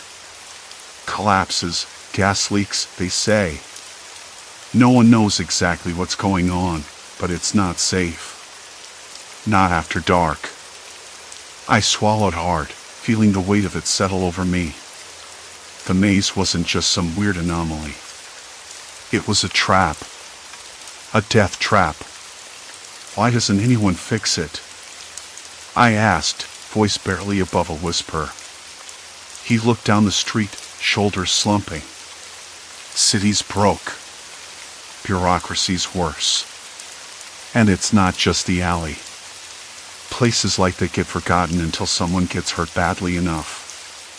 Then they patch it up, at least on paper. But the real problems?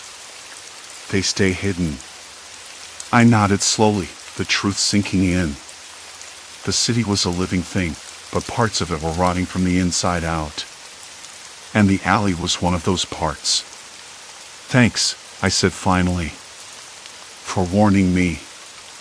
He gave a small, tired smile. "You're lucky you got out." I didn't argue. I knew it. I had been lucky. The night stretched on as I walked toward the busier streets. Every step felt heavier, laden with a mix of relief and dread.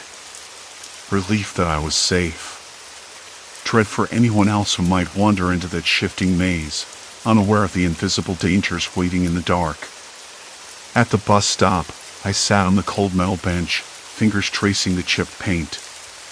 The hum of the city was a balm, but my mind kept drifting back to the alley, its impossible twists, the way the walls seemed to close in, the faint hissing that might have been gas.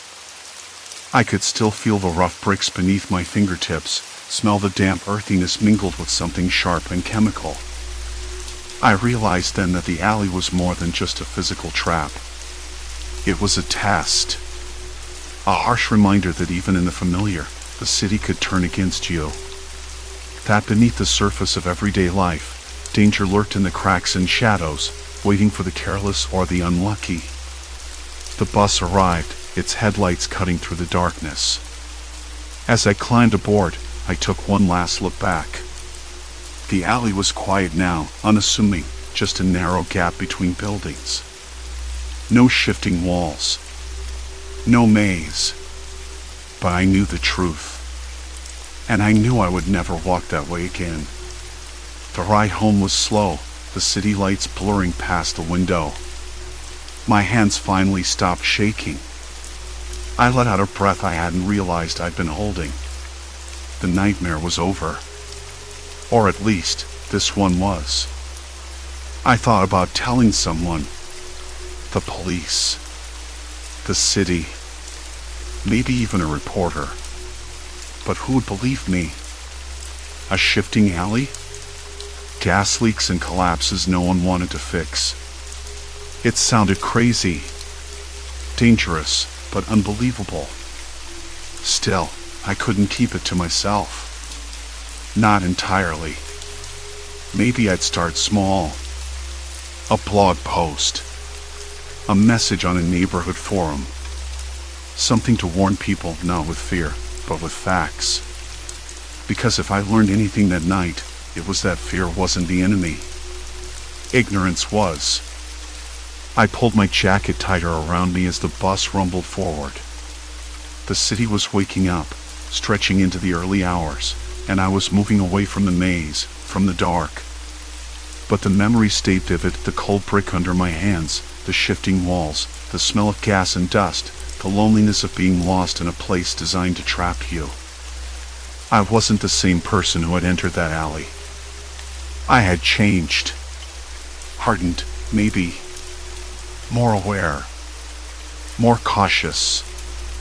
I had survived. And that was something. Silence settled over the city as the bus rolled on, carrying me toward home, toward light, toward something like safety. I closed my eyes and let the hum of the engine lull me. The nightmare was behind me now, but the alley was still there, waiting. Story 5, Silent Watcher, haunting wakefulness beyond sleep. I hadn't meant to wake up at 3:17 a.m., but the cold air that slipped under the window frame was impossible to ignore. My apartment was quiet except for the faint hum of the refrigerator somewhere down the hall and the occasional creak of the old building settling. I liked the place small, cluttered with books and coffee mugs, the kind of mess that made me feel human rather than a ghost drifting through sterile hotel rooms. The walls were thin, though, and the street lamp outside buzzed intermittently, casting lazy shadows through the blinds. I should have closed them tighter before bed, but I didn't. I never thought it mattered. Tonight, that felt like a mistake. I shifted slightly, the corner of my blanket slipping off my shoulder. The air was sharp, the smell of rain still lingering from the evening storm, a wet, earthy scent that mixed oddly with the faint metallic tang of the heating vent. I could taste it in the back of my throat, bitter and dry. I swallowed hard. Then I noticed it. A dark shape standing just beyond the window, barely more than a silhouette.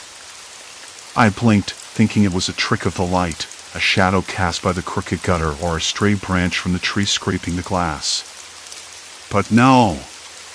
It was there. Still. Waiting. I froze. Not because I was afraid, exactly, but because moving felt like a betrayal. Like if I shifted, the figure would know I was awake. Would vanish or worse, come closer.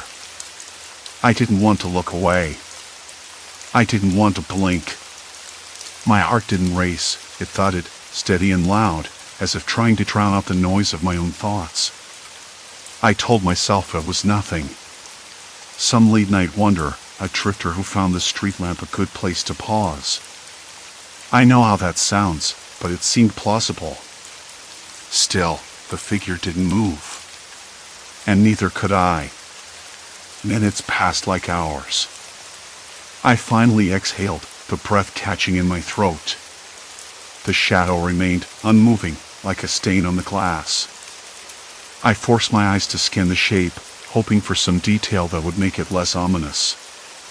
But it was just a dark outline, human-sized, with no features. I strained to listen. No footsteps. No rustling. Nothing except the soft drip of water somewhere outside, maybe from the gutters. Then, without warning, the shadow shifted just a fraction, and I jerked my head away from the window, the sudden movement breaking the paralysis. My hands trembled as I pulled the blanket tighter around me, heart pounding in a confused rhythm. I told myself I was imagining things. I told myself it was the reflection of the street lamp or a trick of the rain on the glass. But the cold knot in my stomach wouldn't loosen.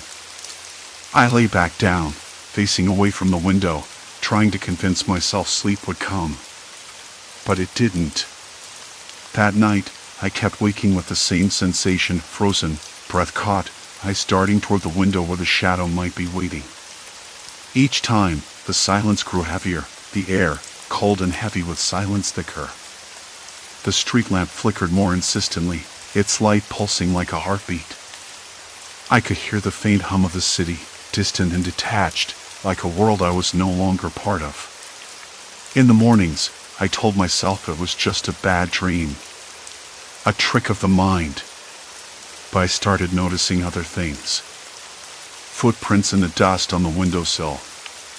A faint smudge on the glass, as if someone had pressed a hand there.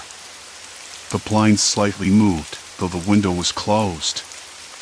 Little things that didn't make sense. I tried to tell myself it was paranoia, that I was just tired, overworked. I had been working late shifts at the bookstore, caffeine-fueled and distracted. Maybe my mind was playing tricks. Maybe I was seeing shadows in the dark because I needed to see something. Anything to break the monotony. But that night, when I woke again and the shadow was there, clearer than ever, I realized I wasn't alone. Not in my head. Not in my apartment. Someone was out there. Watching. Waiting. And I didn't know why.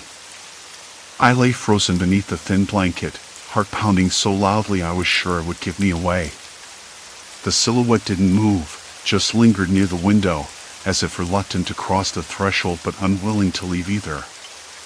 My breath caught in my throat when a faint tapping sound started, soft, deliberate, coming from the far side of the room. It wasn't the wind. It wasn't the old pipes complaining. It was something else entirely. I forced myself to sit up and flicked on the bedside lamp. The sudden glow revealed nothing but the empty room, yet the unease didn't dissipate.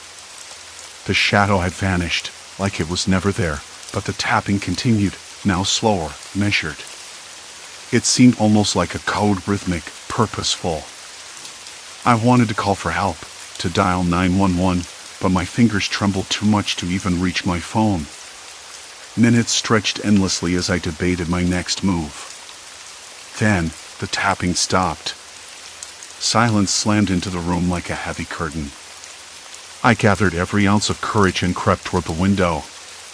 Peering out, all I saw was the empty street bathed in orange streetlight, the usual hum of the city mocking my fear. But on the glass, smeared faintly in the condensation, were letters, shaky, hurried, "You are not safe." The words burned into my skin, and I realized this was just the beginning. Someone wanted me to know they were here. Watching. Waiting. And I didn't know why. The morning light crept through the blinds, painting thin stripes across the floor, but it did nothing to clear the fog in my head. I rolled over and grabbed my phone, hands still shaky enough to make texts a challenge. I scrolled through the messages, calls, even social media, hoping for anything unusual. Nothing. No missed calls, no strange notifications. The apartment felt too quiet, like it was holding its breath. I debated calling the police, I really did. But what would I say? Someone's watching me through my window and left a creepy message? I imagined how that'd sound. paranoia, maybe a prank. I didn't want to be that person. Not yet. So instead, I decided to gather evidence. If someone was out there, I needed proof. The first step was the window. I moved cautiously to the spot where I'd seen the shadow, fingertips grazing the cold glass.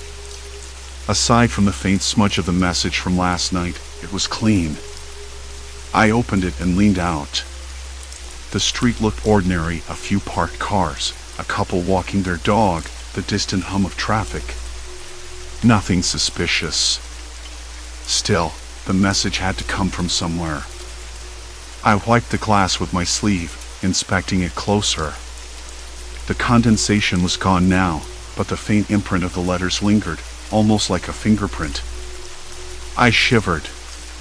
The air was thick with the damp smell of rain from the night before, mixed with the faint, oddly metallic scent of something else, maybe rust, maybe blood.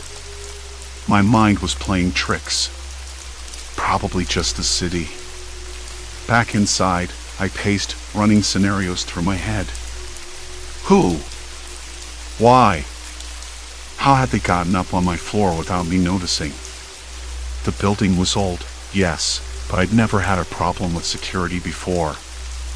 The main door had a buzzer and a camera, and the landlord was usually strict about visitors. Unless someone had a key, or a way to slip in unnoticed. I pulled open my closet and rifled through my jacket pockets. No spare keys. No notes. Nothing. I realized I hadn't checked the back door, the fire escape. I'd never used it, but it was there, a rusty metal ladder from the kitchen window to the alley below. The idea of someone climbing that made me uneasy. I locked it mentally as a potential entry point. I needed help.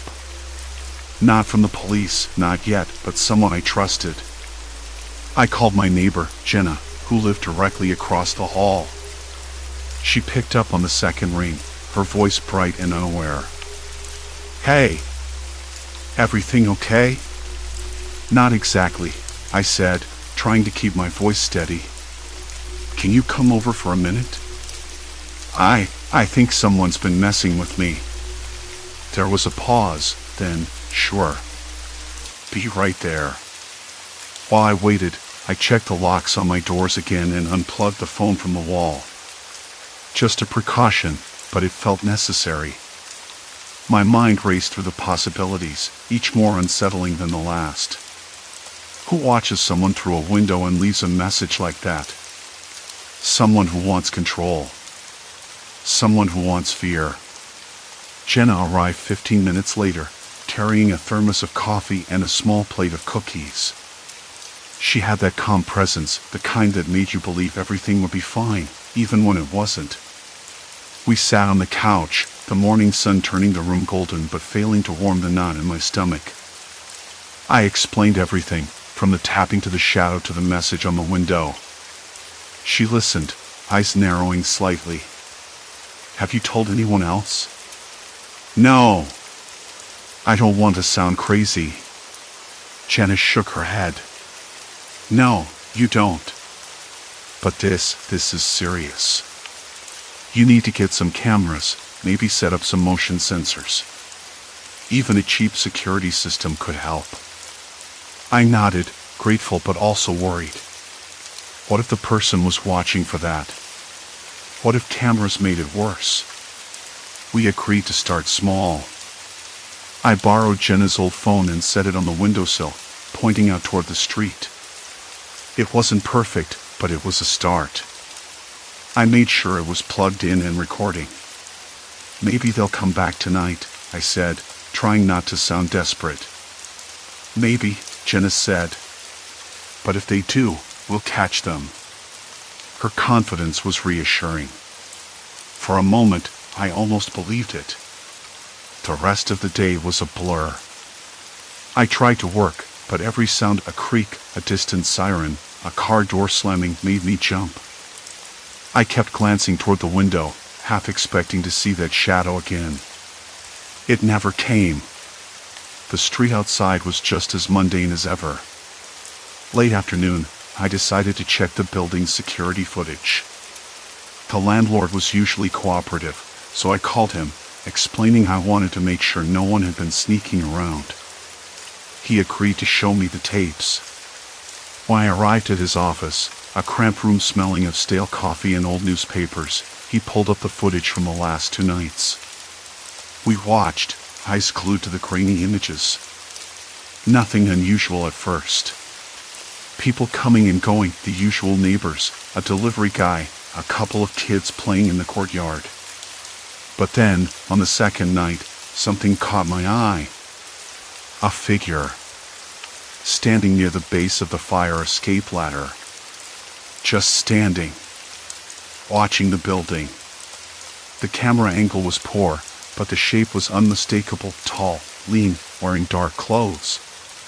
The figure stayed there for nearly an hour, never moving away. That's odd, the landlord said, frowning. No one's supposed to loiter there. I felt my throat tighten. Can you zoom in? Get a better look. He tried, but the image was too pixelated. All I could see was the blurry silhouette, a dark blot against the dimly lit wall. Did anyone report this? I asked. Not that I know of, he replied. I'll have the janitor check the ladder and the area tomorrow. I thanked him and left, my mind spinning. Whoever was outside wasn't just watching. They were waiting, learning my routines, studying the building. The fire escape was their vantage point. That night, I barely slept. The camera on the windowsill recorded everything, but I was too restless to check it until morning. When dawn finally came, I rewound the footage. Hours passed. Nothing. Then, just before midnight, the shadow appeared again. The same tall figure, standing perfectly still in the alley below, staring up at my window. I froze to frame. The face was hidden in darkness, but the posture was deliberate. Calculated. I looked away, swallowing a dry lump in my throat. This wasn't random. This was personal.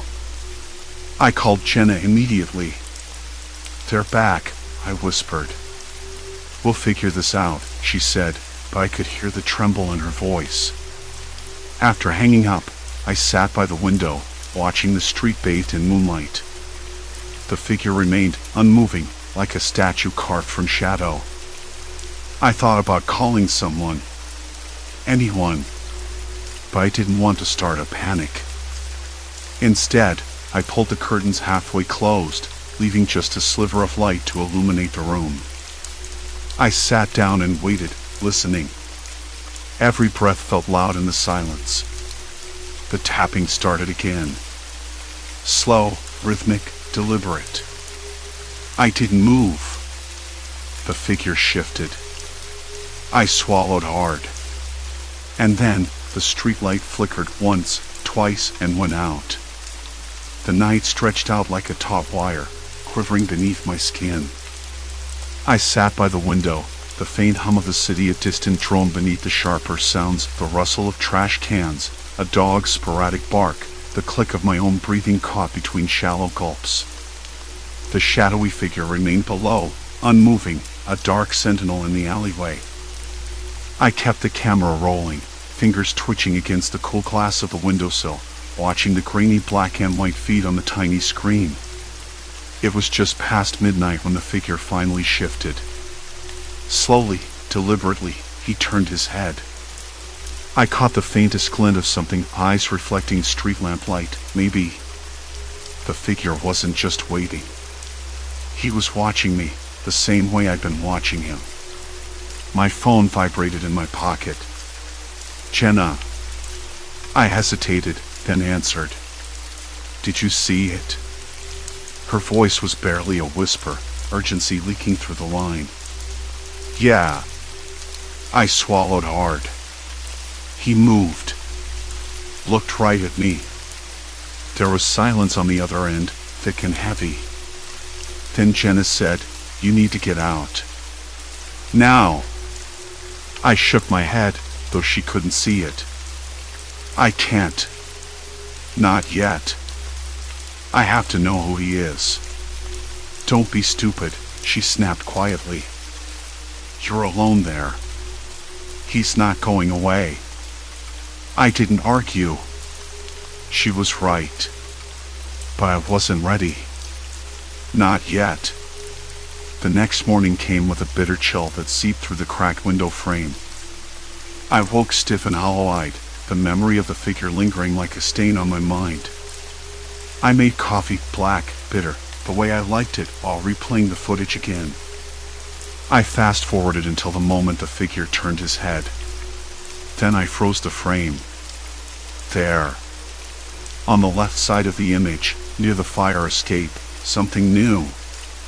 A slip of paper pinned under a loose brick. The camera's resolution was poor, but I could just make out a few letters. _help_. Help. I blinked. No. Couldn't be. I rewound, slowed it down, watched again. The paper hadn't been there before. Whoever was watching me wasn't just observing. They wanted me to know they were close. Too close. A cold knot clenched in my stomach. I called Jenna back. Jenna, there's something. On the footage near the fire escape. A note. I think it says help. Are you sure? Her voice cracked. Yeah, but it looks staged. Like they want me to see it. Okay, she said after a pause. Listen, you have to trust me. This isn't just some random creep. Someone's messing with you, maybe more than one. Her words sank in, heavy and unwelcome. I don't want to leave you alone, I said. You're not alone. She sounded tired. But you have to get somewhere safe. Anywhere but there. I looked out the window. The fire escape glinted in the weak morning sun, its metal steps cold and unyielding. Escape? Not so simple anymore. Later that day, I told my landlord about the note, hoping for some kind of support or at least acknowledgement. Instead, he shrugged, his face tight with irritation. People leave weird stuff around here all the time, he said, tapping his cigarette against the ashtray. Probably just some kids messing about. I wanted to believe him, but the dread in my chest wasn't so easily dismissed. When night came again, I felt the apartment close in on me, the shadows thicker, the silence sharper. I paced until my legs ached, then sat on the edge of the bed, eyes drawn to the window. The figure wasn't there yet, but I knew he would come. Around 11:30, a soft tapping echoed from the window. Tap. Tap. Tap. My breath caught. I glanced toward the sound that seemed to vibrate in my bones. Nothing but the slow sway of a lonely branch scraping against the glass. Then the tapping came again, firmer this time. I swallowed the lump in my throat. I couldn't move. Couldn't even blink. Hello? I whispered, voice cracking. Who are you? No answer. Just the tapping. Tap. Tap. I wanted to close the curtains, but my hands trembled too much to reach them. Suddenly, a faint voice, barely audible over the city's hum. Don't move. It was hoarse, low, but unmistakable. I froze. My mind raced, trying to piece together what was happening. Was this some kind of sick game? A warning? Or something worse? The voice came again, clearer. I'm not going to hurt you. Not yet. Why? I whispered back, the words barely forming in the thick air. Because I want to see what you'll do. The tapping stopped. The figure retreated. I slumped against the wall, breath ragged, skin clammy. The impossibility of the situation pressed down on me. I was trapped. There was no running, no hiding. Whoever this was had studied me too well. Knew my routines, my fears. The note. The watching. The voice. It wasn't random anymore. It was a warning. And it meant I was in deeper than I ever realized. I stared at the window long after the alley fell silent, the weight of the night pressing in. Somewhere out there, a stranger was waiting for me to move. To slip up. To lose control. I wasn't sure if I wanted to run or stand my ground. But I knew one thing for certain. After tonight, there was no going back. The fire escape, the camera, the note, they'd all become part of a dangerous game I couldn't walk away from. And the stranger? He was no longer just a shadow in the window. He was the point of no return. The alley outside had fallen silent, but the noise inside my chest was anything but. I didn't want to move. Not yet. The window was my only real barrier between me and that shadowy figure, but I knew better now. The reflection wasn't some trick of the light or a nightmare born of sleep paralysis. Someone was out there, watching. Waiting. And every breath I took, every twitch of muscle, was under their scrutiny. I slid down the wall until I was sitting on the floor, knees drawn up, hands gripping the rough edge of the windowsill. The glass was cold, slick beneath my fingers, and when I glanced out, the street lamp's orange glow cast long, thin shadows. Nothing moved. No silhouette. No sign of him. But I knew he hadn't gone far. He never had. The night felt heavier, thicker, as if the air itself was pressing in on me. I couldn't tell if it was the dampness seeping through the cracked window frame or the weight of my own fear, but my skin prickled like static electricity. Every time I reached for my phone to check the time, it felt heavier, as if the device was suddenly foreign in my grasp. I tried to focus on something else. Anything else. The faint smell of mildew in the corner. The way the threadbare carpet felt rough under my palms. The soft buzz of the fridge down the hall. But nothing helped. My mind circled back to the note, the tapping, that voice. That voice. Who are you? I whispered into the dark, my voice breaking. What do you want? No answer. Just silence.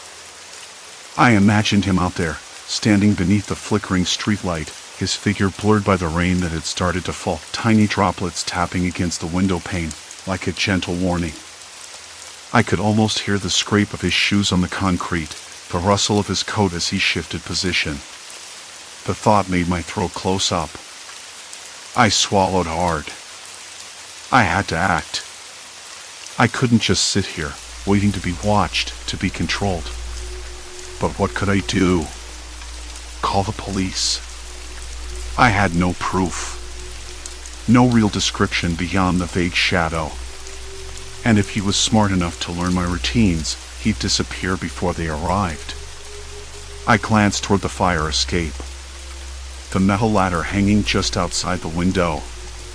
The same one I thought about using to escape. But now, it felt like a trap. If he was out there, he might be expecting me to try something desperate. I closed my eyes, trying to steady my trembling hands. The cold sweat on my forehead was slick against my skin. I wished for a moment that I could just wake up for real, that this was all a nightmare I could shake off by opening my eyes. Then, a soft tap. On the glass. I jerked upright, heart hammering so loud it seemed like the whole building would hear. The shadow was there again, just beyond the window, a vague outline against the rain-slicked streetlight. He wasn't moving, just standing, watching. His presence wasn't just a threat now. It was a challenge. A silent dare. I wanted to shout at him, tell him to go away, to leave me alone. But my voice stuck in my throat.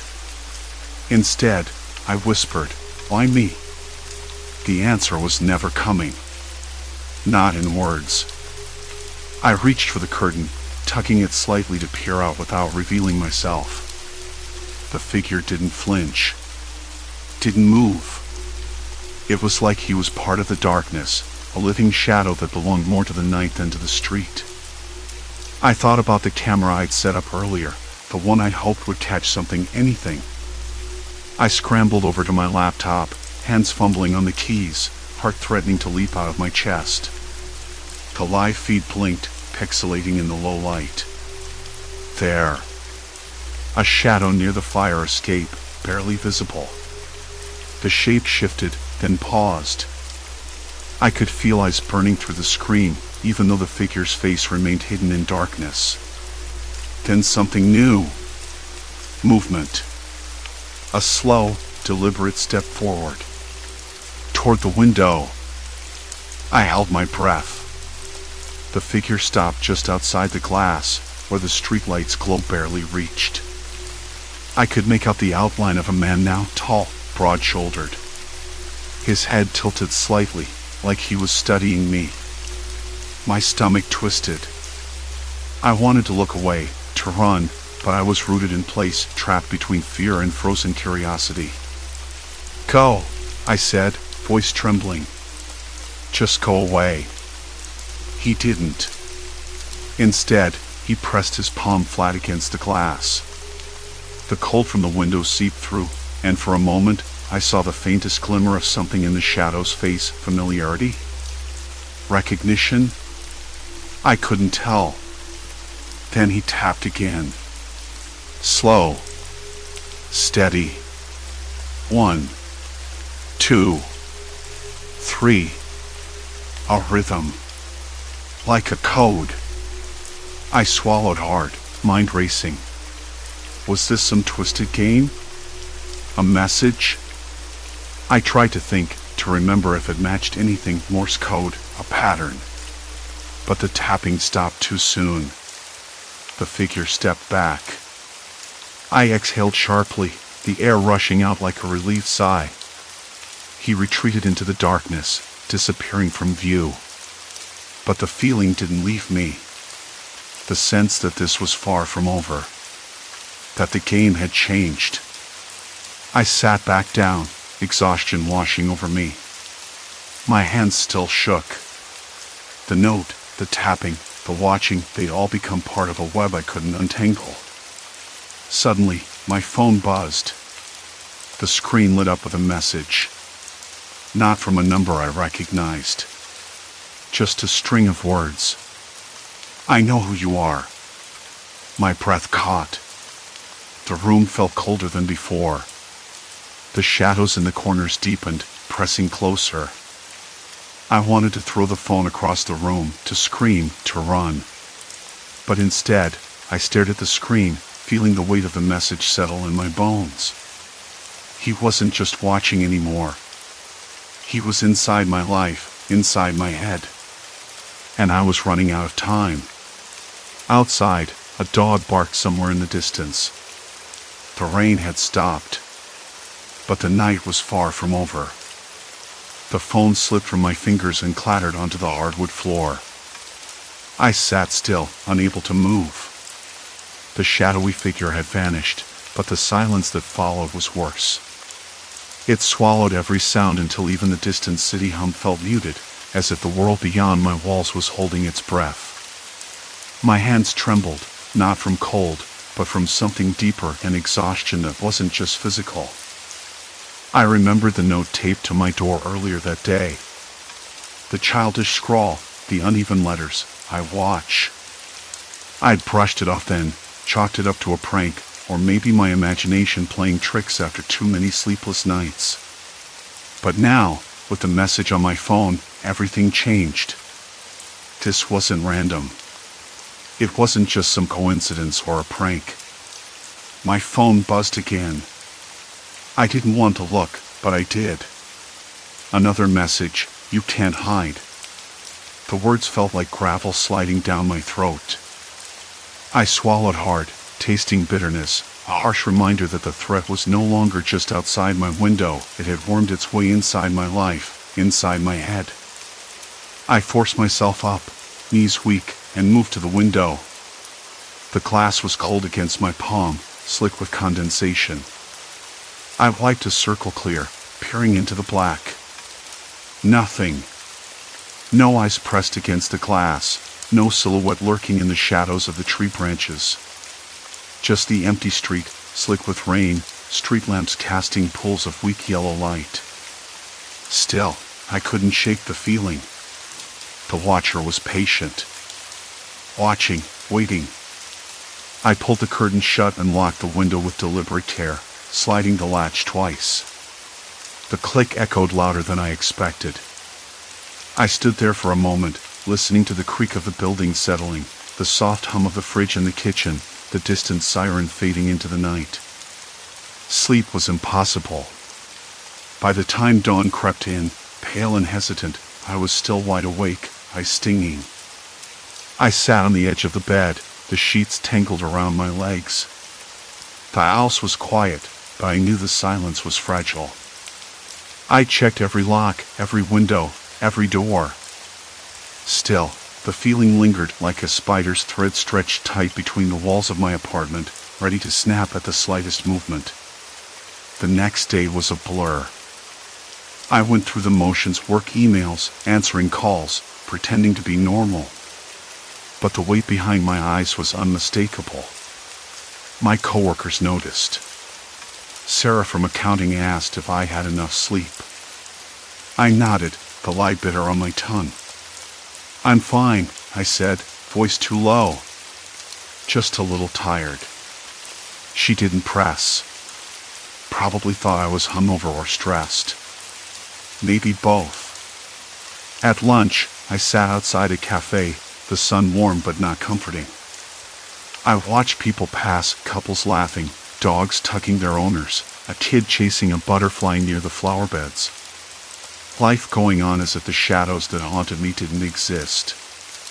I envied them. I envied their oblivion. That afternoon, I made a decision. I couldn't live like this, waiting for the next message, the next appearance by the window. I needed to know who he was.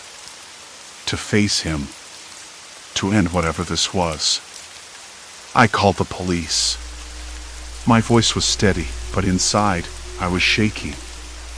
I told them about the notes, the messages, the figure outside the window. They listened patiently, asked the usual questions. Had I seen him close up?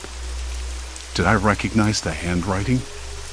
Was there anyone who might want to harm me? No, I said. I don't know who it is. I don't know why. They promised to send a patrol by my apartment. They advised me to change my locks, to be cautious.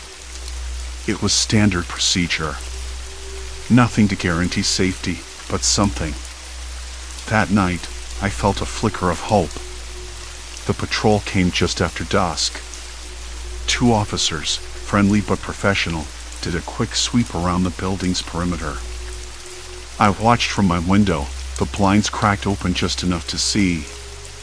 They lingered longer than I expected, walking slowly, shining their flashlights into the bushes, checking the alleyways. I wanted to shout, "Thank you." But instead, I just nodded to myself, feeling a little less alone. Still, when I went back to bed, the old chill returned. The same paralysis gripped me as I lay still, waiting for the figure to appear. I told myself to look, to move, but my body refused.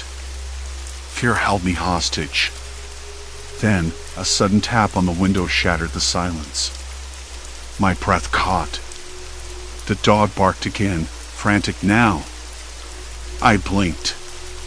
It was just a branch, swaying in the wind. I laughed, bitter and shaky. "It's just a branch," I whispered. But the doubt was there, gnawing at the edges of my mind. Sleep came reluctantly. When I woke, the morning was cold, the sky gray. I noticed a small scrap of paper slipped under my door. Heart pounding, I retrieved it. No words this time.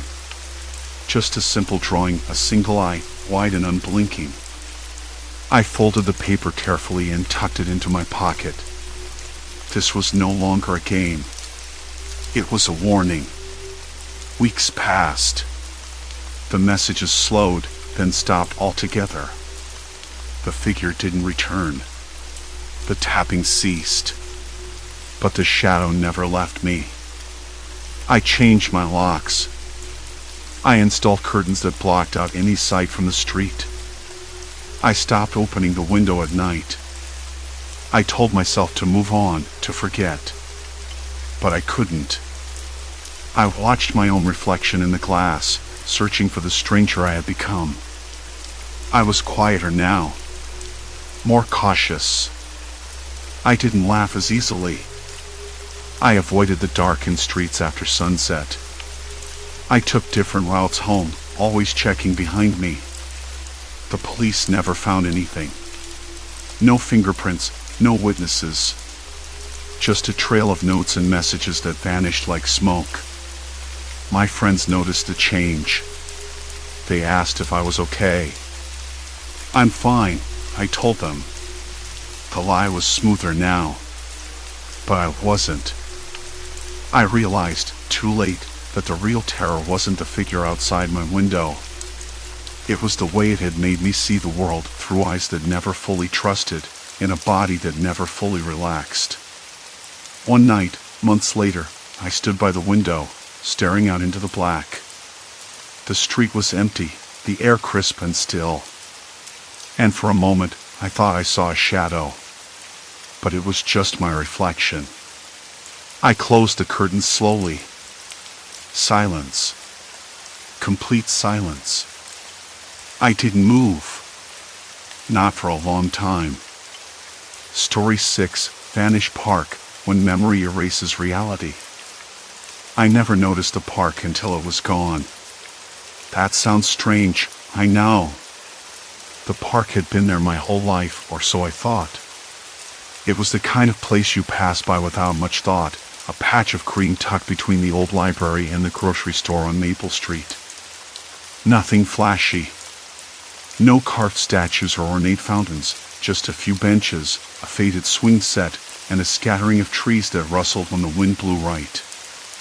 I used to walk through it sometimes, usually on the way home from work. Not because I liked it particularly, but because it cut a few minutes off the trip and gave me a break from the hum of cars and neighborhood chatter. The smell of wet grass, the sharp tang of pine needles, even the faint hint of old chewing gum stuck under the benches, these were part of the town's texture, like the cracked sidewalks and peeling paint on the corner store. Last Tuesday, though, I noticed something odd. I was scrolling through my phone, waiting for the bus, when a notification popped up about the new app everyone was using, LinkUp, they called it. It promised new ways to connect, share, and remember moments together, kind of like a digital scrapbook with a social twist. I downloaded it mostly out of boredom. That was when the strange part started. I opened the app and saw a feed filled with people from town posting pictures and comments about anything but the park. I expected the usual morning coffee shots or dog photos, but there was a peculiar absence. Not a single mention of the park. I figured it was coincidence. Then, at work the next day, I mentioned the park to my coworker, Jen. We were taking a break in the cramped kitchen, fluorescent lights buzzing overhead, the smell of instant coffee mingling with the faint scent of burnt toast from the toaster oven. "Hey, remember that park on Maple?" I asked casually. She blinked. "What park?" I laughed, thinking she was joking. "You know, the one by the library and grocery store?" Jen frowned, shaking her head. "No idea what you're talking about." I stared at her, feeling a bit foolish. "You don't remember? The small park with the swings? We used to have lunch there sometimes." She glanced at the clock, then back at me, her expression blank. "Nope. There's no park there." Just buildings. I laughed again, but it was a hollow sound. Are you messing with me? No, she said firmly. Seriously. I've lived here all my life. There's never been a park there. I wanted to argue, to pull out my phone and show her photos from last summer, but something about her tone stopped me. It was too sure, too normal, like she wasn't just confused but genuinely believed what she said. I left work feeling unsettled. The sky had turned a dull gray, and a cold wind scraped against my face as I walked. The town felt quieter than usual, like it was holding its breath. That evening, I decided to check the spot for myself. The street looked the same, Maple Street's cracked asphalt and faded crosswalks, but where the park should have been, there was nothing. No grass. No benches. No trees. Just an empty lot with a fresh layer of gravel, and a coming soon sign announcing a new apartment complex. The edges were marked off with orange cones, and a couple of workers in neon vests were chatting nearby. I approached one of them. "Excuse me," I said.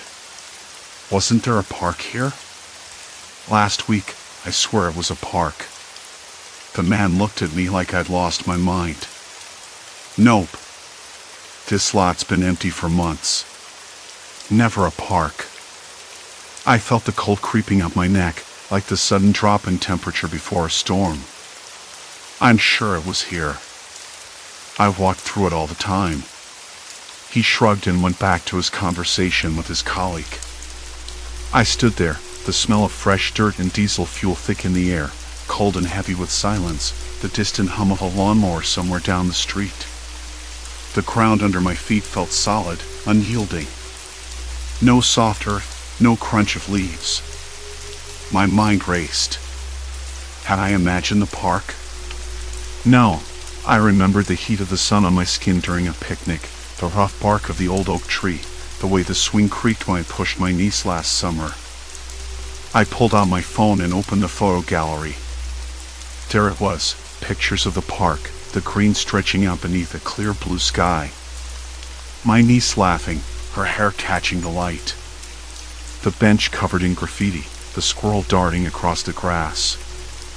I showed the photos to a few others over the next day, but every time, the same reaction: confusion, dismissal, insistence that the park had never existed.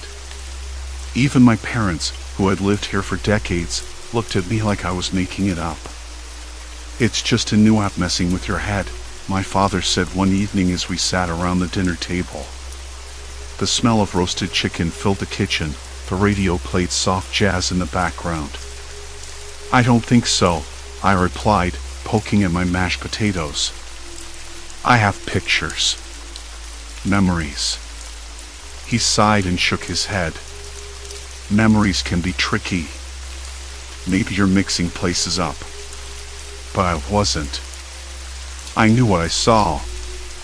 I knew what I felt. And yet, the town was erasing it. One voice at a time. At night, I lay awake, the shadows in my room shifting with the street lamp's glow filtering through the curtains. The silence was thick, broken only by the occasional creak of the owls settling. I tried to make sense of it. Maybe the app was some elaborate social experiment, or a prank that had gone too far. Maybe people were just tired of the park, or something about it had changed. But the blankness in their eyes when I spoke of it was too complete. I began to notice other things too: a missing street sign here, a shop that no one could recall opening, a restaurant I was sure had closed years ago but now appeared to have never existed. The edges of my town felt softer, less defined, like someone had taken an eraser to the map. Still, the empty lot on Maple Street was the hardest to accept. The place where my memories lived had been bulldozed out of reality. That morning, I tried again at the town library, hoping to find some record, a map, an old newspaper clipping. The librarian, Mrs. Alloway, was a small woman with sharp eyes and a patient smile. I asked her about the park. She blinked and gave me a polite, almost rehearsed answer. I'm sorry, dear. There's never been a park on Maple Street. Perhaps you're thinking of something else. I nodded, forcing a smile while my stomach tightened. Walking home, the wind carried the scent of rain. The sky was a dull canvas waiting to spill. I stopped and looked back toward the empty lot. The gravel sparkled faintly under the gray light, stubborn and real. The park was gone, and no one seemed to remember it ever existed. The rain never came, but the sky stayed that dull, bruised gray all day. I woke up with a stiff neck and a stubborn ache behind my eyes, like my brain had been twisted in its socket overnight. The memory of Mrs. Holloway's polite dismissal clung to me, heavier than it should have. There's never been a park on Maple Street. The words looped in my head like a broken record. Wrong, wrong, wrong. I sat on the edge of my bed, staring at the ceiling, willing the fragmented images of that park to settle into something solid. The swings, the cracked path, the scent of cut grass in late summer, the way the sun filtered through those old oaks. It wasn't a dream.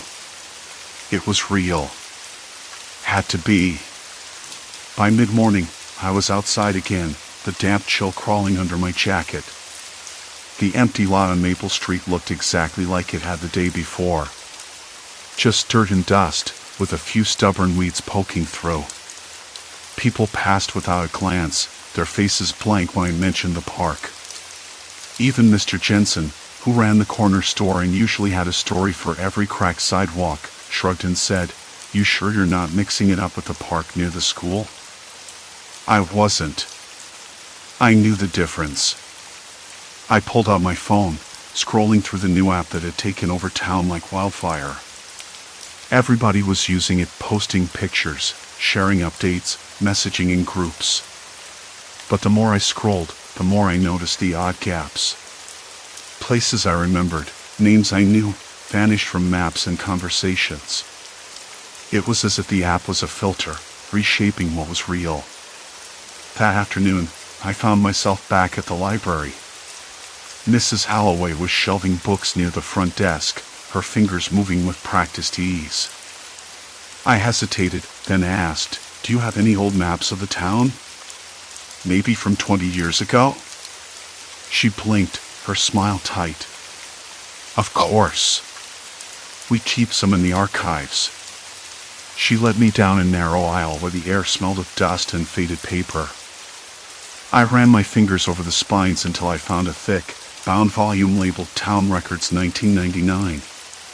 The pages were yellowed and brittle. I flipped through until a hand-drawn map caught my eye, parks marked in green, streets labeled in neat script. There it was, Maple Street Park, right in the middle, a small rectangle surrounded by trees and pathways. My throat tightened. This wasn't a trick. I heard a soft clearing of a throat behind me. "We don't keep those here anymore," Mrs. Holloway said, voice low, eyes fixed on the floor. "Sometimes old records are moved to the city archive. You'll have better luck there." "But this says," I held up the book, "this says the park was there." She shook her head. "History changes, you know. Sometimes for the better." The words felt like a warning. Walking home, I stopped at the diner on Main Street.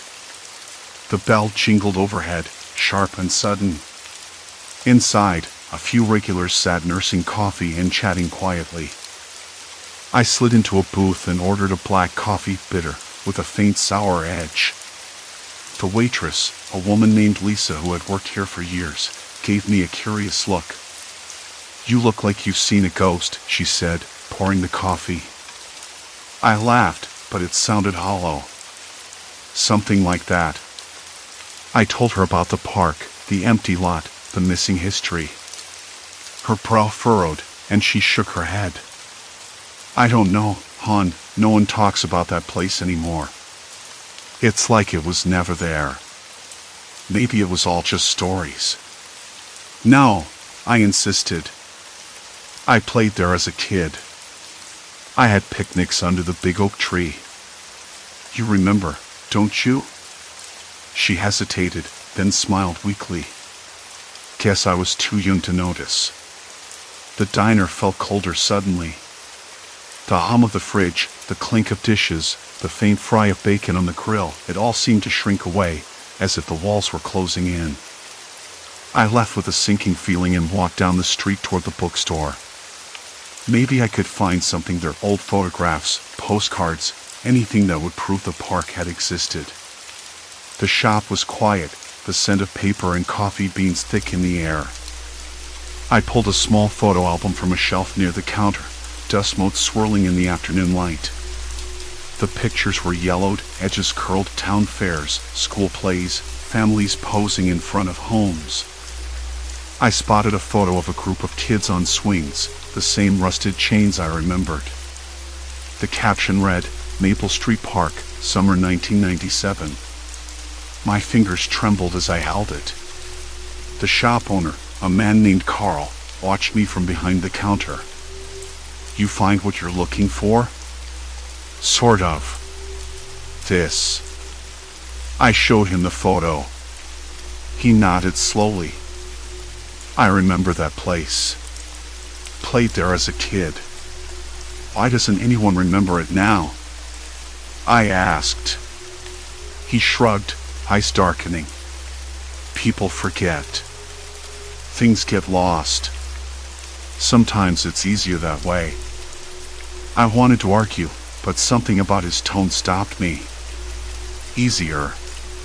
Was this all some kind of collective amnesia? Or something else? Back outside, the sky had deepened to a heavy slate. The wind picked up, rattling loose leaves along the sidewalk. I pulled my jacket tighter, the fabric rough and cold against my skin. The town felt smaller somehow, as if the edges were curling inward. That night, I sat at my kitchen table, scattered papers and old photographs in front of me. I tried to piece together a timeline, a map of memories. But each time I made a connection, it slipped away like trying to hold water in my hands. My phone buzzed a message from an unknown number. Stop digging. The words were simple, but the chill that swept through me was anything but. I stared at the screen, the glow harsh in the dark kitchen. Who had sent it? How did they know? Outside, a dog barked somewhere far off, then silence. Complete silence. I wasn't alone in this. That much was clear. But I had no idea who was watching or what they wanted. The park wasn't just missing from the town. It was disappearing from reality itself. And now, I was the only one trying to hold on. The kitchen clock ticked louder than usual. Outside, the wind had died down. The windows rattled softly in their frames, and a faint smell of damp earth crept in through the cracked pane. I could almost taste the cold, metallic tang of fear on my tongue.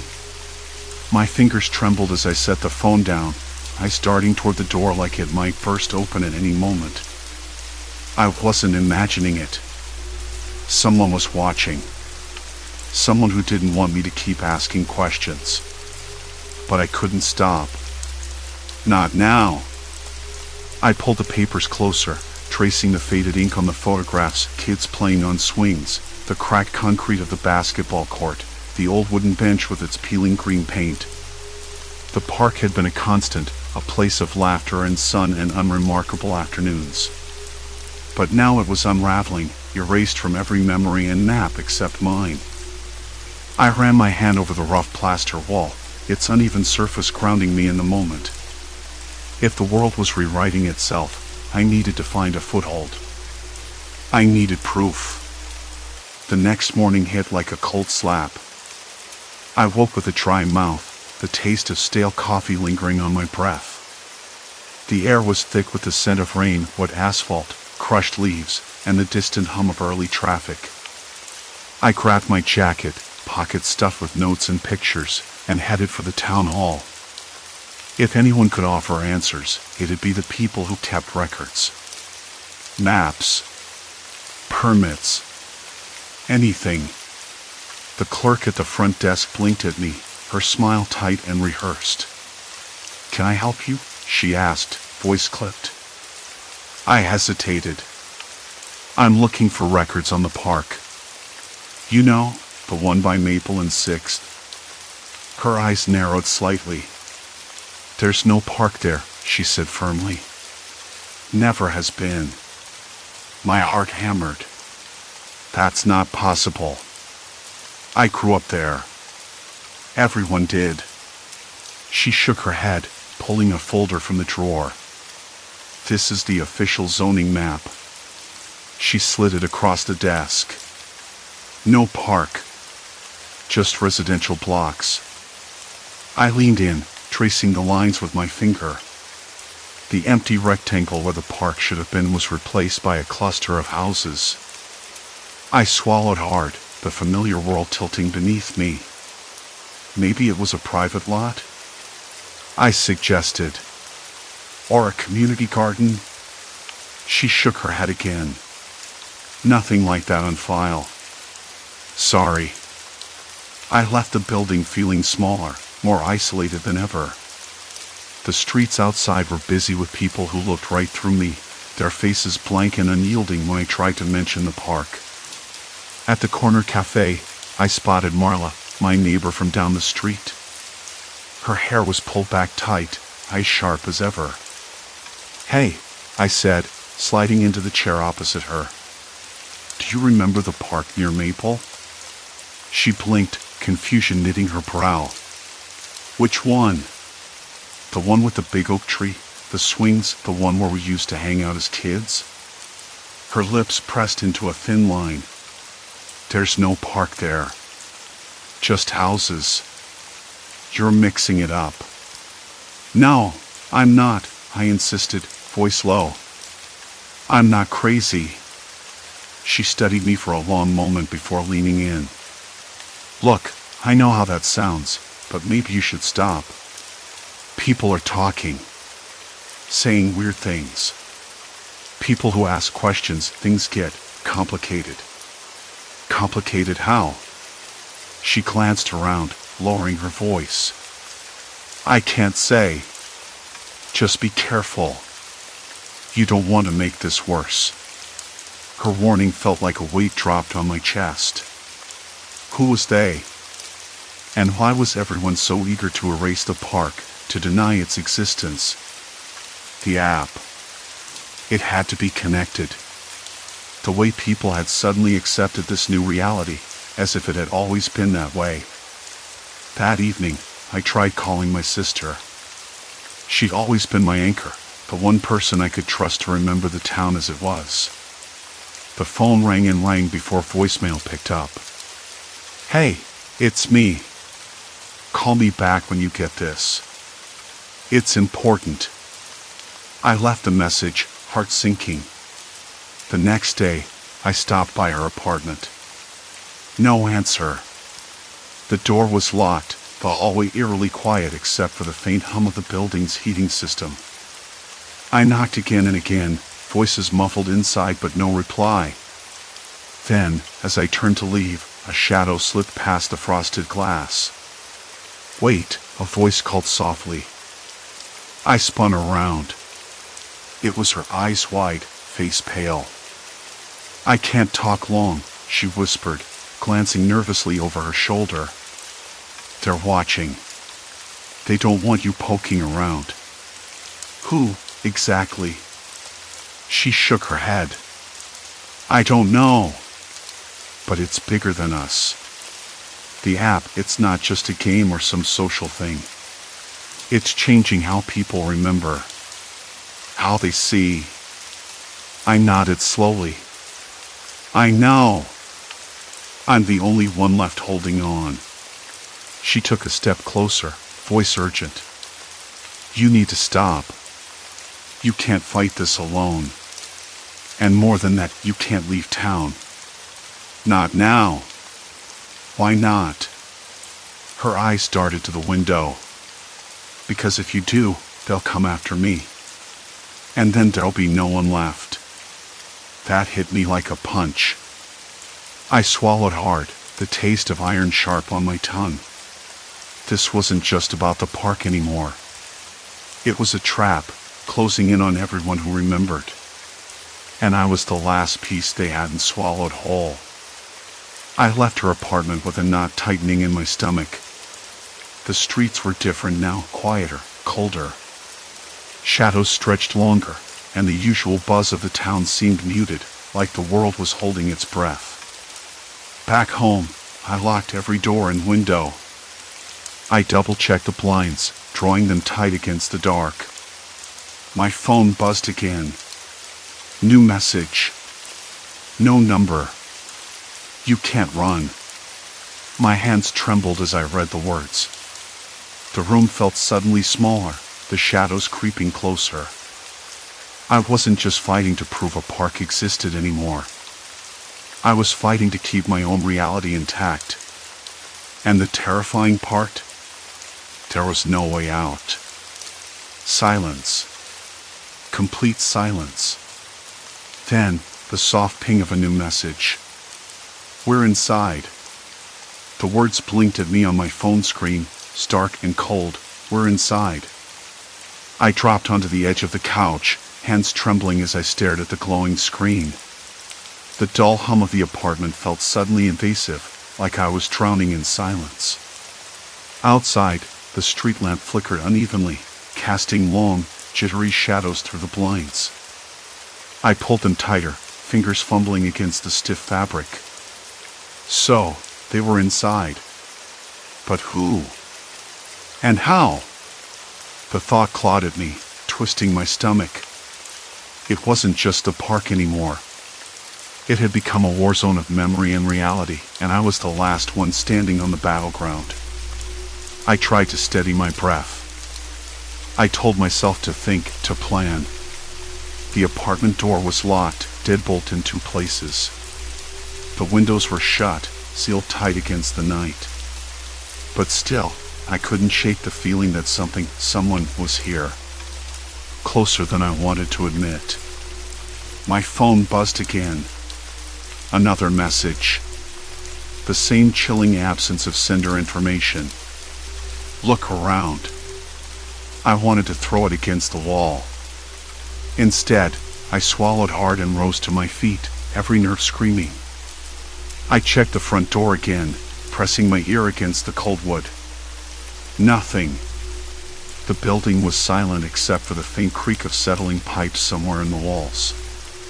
I moved slowly, eyes darting to every shadow. My fingers brushed the rough plaster of the hallway wall, grounding me. I told myself it was paranoia, the stress twisting reality into something monstrous. But deep down, I knew better. It was real. I backed toward the living room window, peering through the narrow gap in the blinds. The street beyond was deserted, except for a stray cat weaving between parked cars. No sign of anyone. No footsteps, no whispers, no movement. But the messages said otherwise. I sank back onto the couch, phone trembling in my palm. I was alone. Or so I wanted to believe. The room suddenly felt colder, a draft brushing against the back of my neck. Goosebumps erupted along my arms. I turned sharply, scanning the room, with its faint smell of dust and decay in the dim light. Nothing. Just the familiar clutter of my life, books stacked unevenly, a half-empty mug on the coffee table, the threadbare rug beneath my feet. Still, I couldn't shake the sensation of eyes on me. I tried calling Sarah. No answer. The line went straight to voicemail, her mailbox full. Same with Mark. And everyone else I knew who'd remember the park. It was like they'd all disappeared into the same void, swallowed by whatever force was rewriting our town's reality. My phone buzzed again. You're running out of time. The message felt like a hammer blow.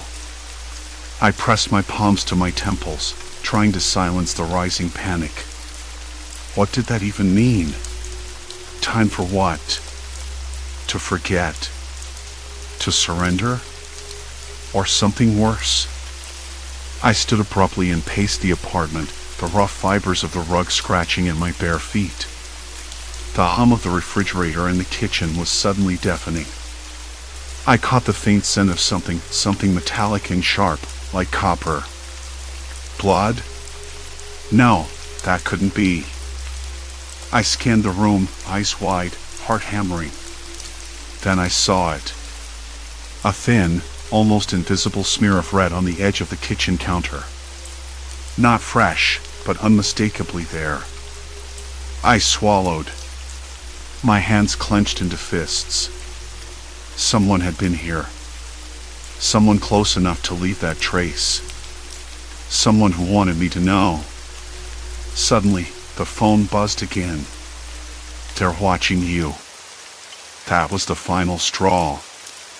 I grabbed my jacket, shoved my phone into my pocket, and headed for the door.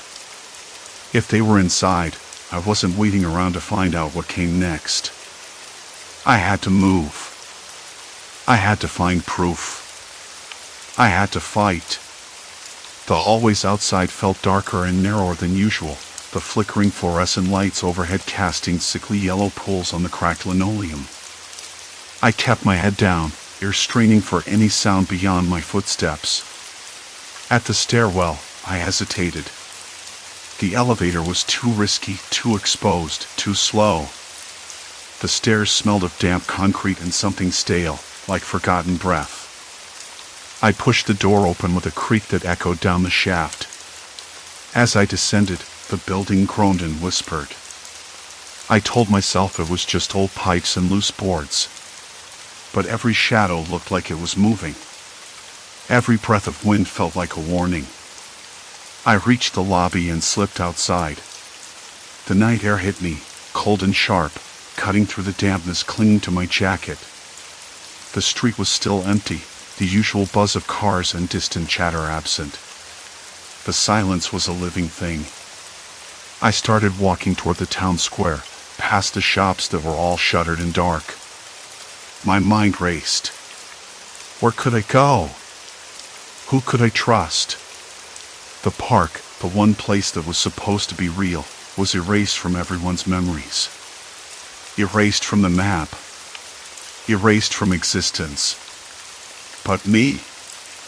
I still remembered. I had to find Sarah. I had to find Mark. I had to find anyone who could help me stop this. My phone buzzed again before I could think of where to turn. Why don't you join us? I stopped in my tracks, breath catching. The message was like a taunt. A promise. An invitation sealed with threat. I wanted to throw the phone into the gutter. Wanted to scream at the empty street. But instead, I forced myself to keep moving. If I was going to survive this, I had to understand what we meant. Who they were. How they were erasing everything and why.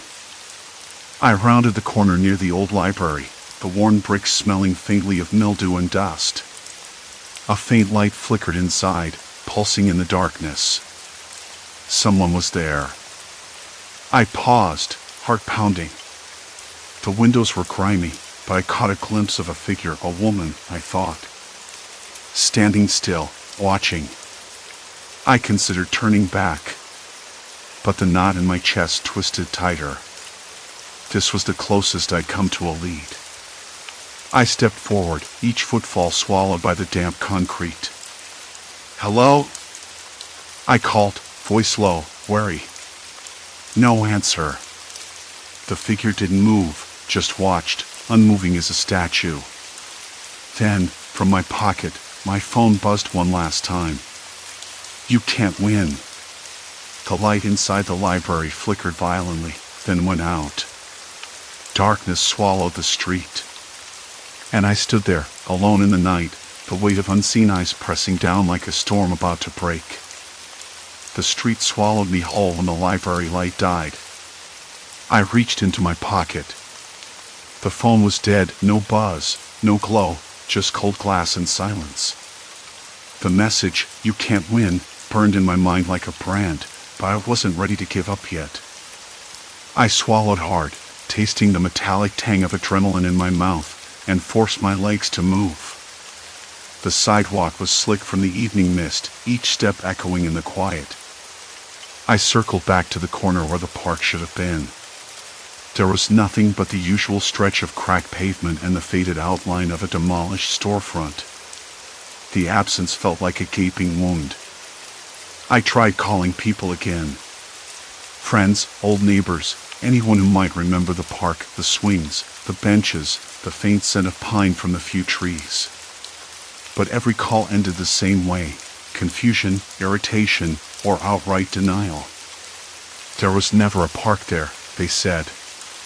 You're imagining things. Even my own mother, usually so gentle, sounded cold and distant over the crackling line. I hung up, my hands trembling. Was I losing my mind? I thought about the app again, the way it wormed into everyone's lives, rewriting memories, erasing places, twisting reality. It wasn't supernatural. It was something human. Something deliberate. Morning came slow and gray, the sun a pale smudge behind thick clouds. I sat by the cracked window of my apartment, nursing a cup of cold coffee that tasted bitter and burned my tongue. In the silence, I could almost hear the faint laughter of children playing, the rustle of leaves in a breeze that no longer existed. I knew the park was gone, but I also knew it had been there. I had proof photos, old letters, faded newspaper clippings tucked away in boxes in my closet. Proof that no one else seemed to care about anymore.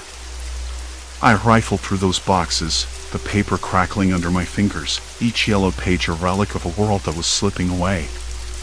The photos felt heavier now, as if the ink and fiber were holding on to something vital, a secret no app could erase.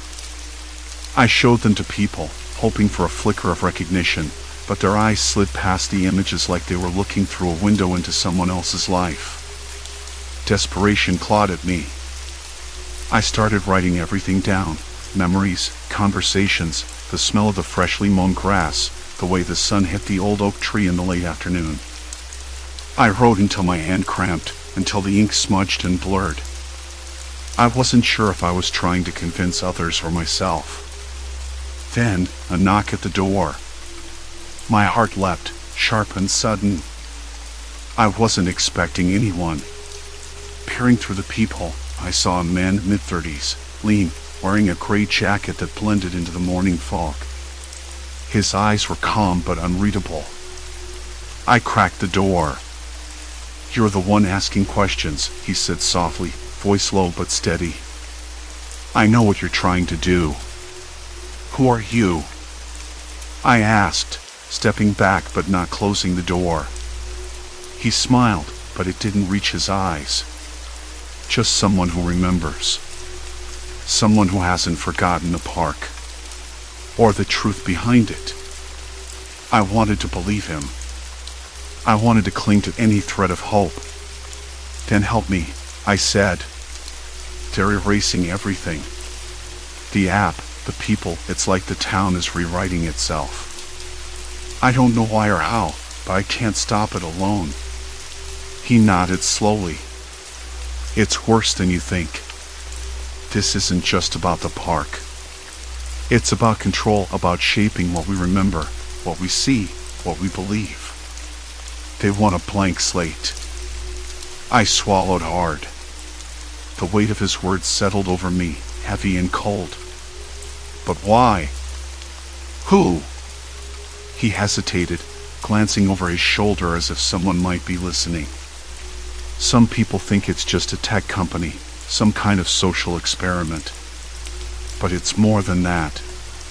It's about power, about rewriting history to fit a narrative. And they're good at it. Terrifyingly good." I closed the door gently, my mind racing. The last few nights, the empty streets, the blank faces, it all pointed to something bigger than me. Something I couldn't fight with just memories and photos. But maybe, just maybe, I wasn't alone. Over the next few days, the man who introduced himself as Mark became an unlikely ally. We met in quiet cafes, whispered in shadowed corners, piecing together scraps of information. Mark had contacts, people who resisted the app's influence, who kept old maps, journals, anything that could anchor reality against the tide of erasure. It wasn't much, but it was a start. One afternoon, we found ourselves back near the edge of where the park had been. The air was thick with the scent of damp earth and something faintly metallic, like the residue of rusted swings long gone. I reached out, touching the cold chain-link fence that surrounded a vacant lot now overgrown with weeds. "Look," Mark said, pointing to the ground. "You can still see the outline if you know where to look. Footprints from boots, tire tracks from maintenance trucks, even the cracked concrete under the grass." I knelt, brushing away the dirt with trembling fingers. The texture was rough, familiar. And in that moment, the park felt less like a dream and more like a scar. But even as I held onto that proof, a nagging thought crept in: what if this was only the beginning?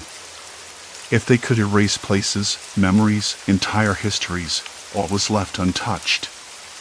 What part of me would they rewrite next?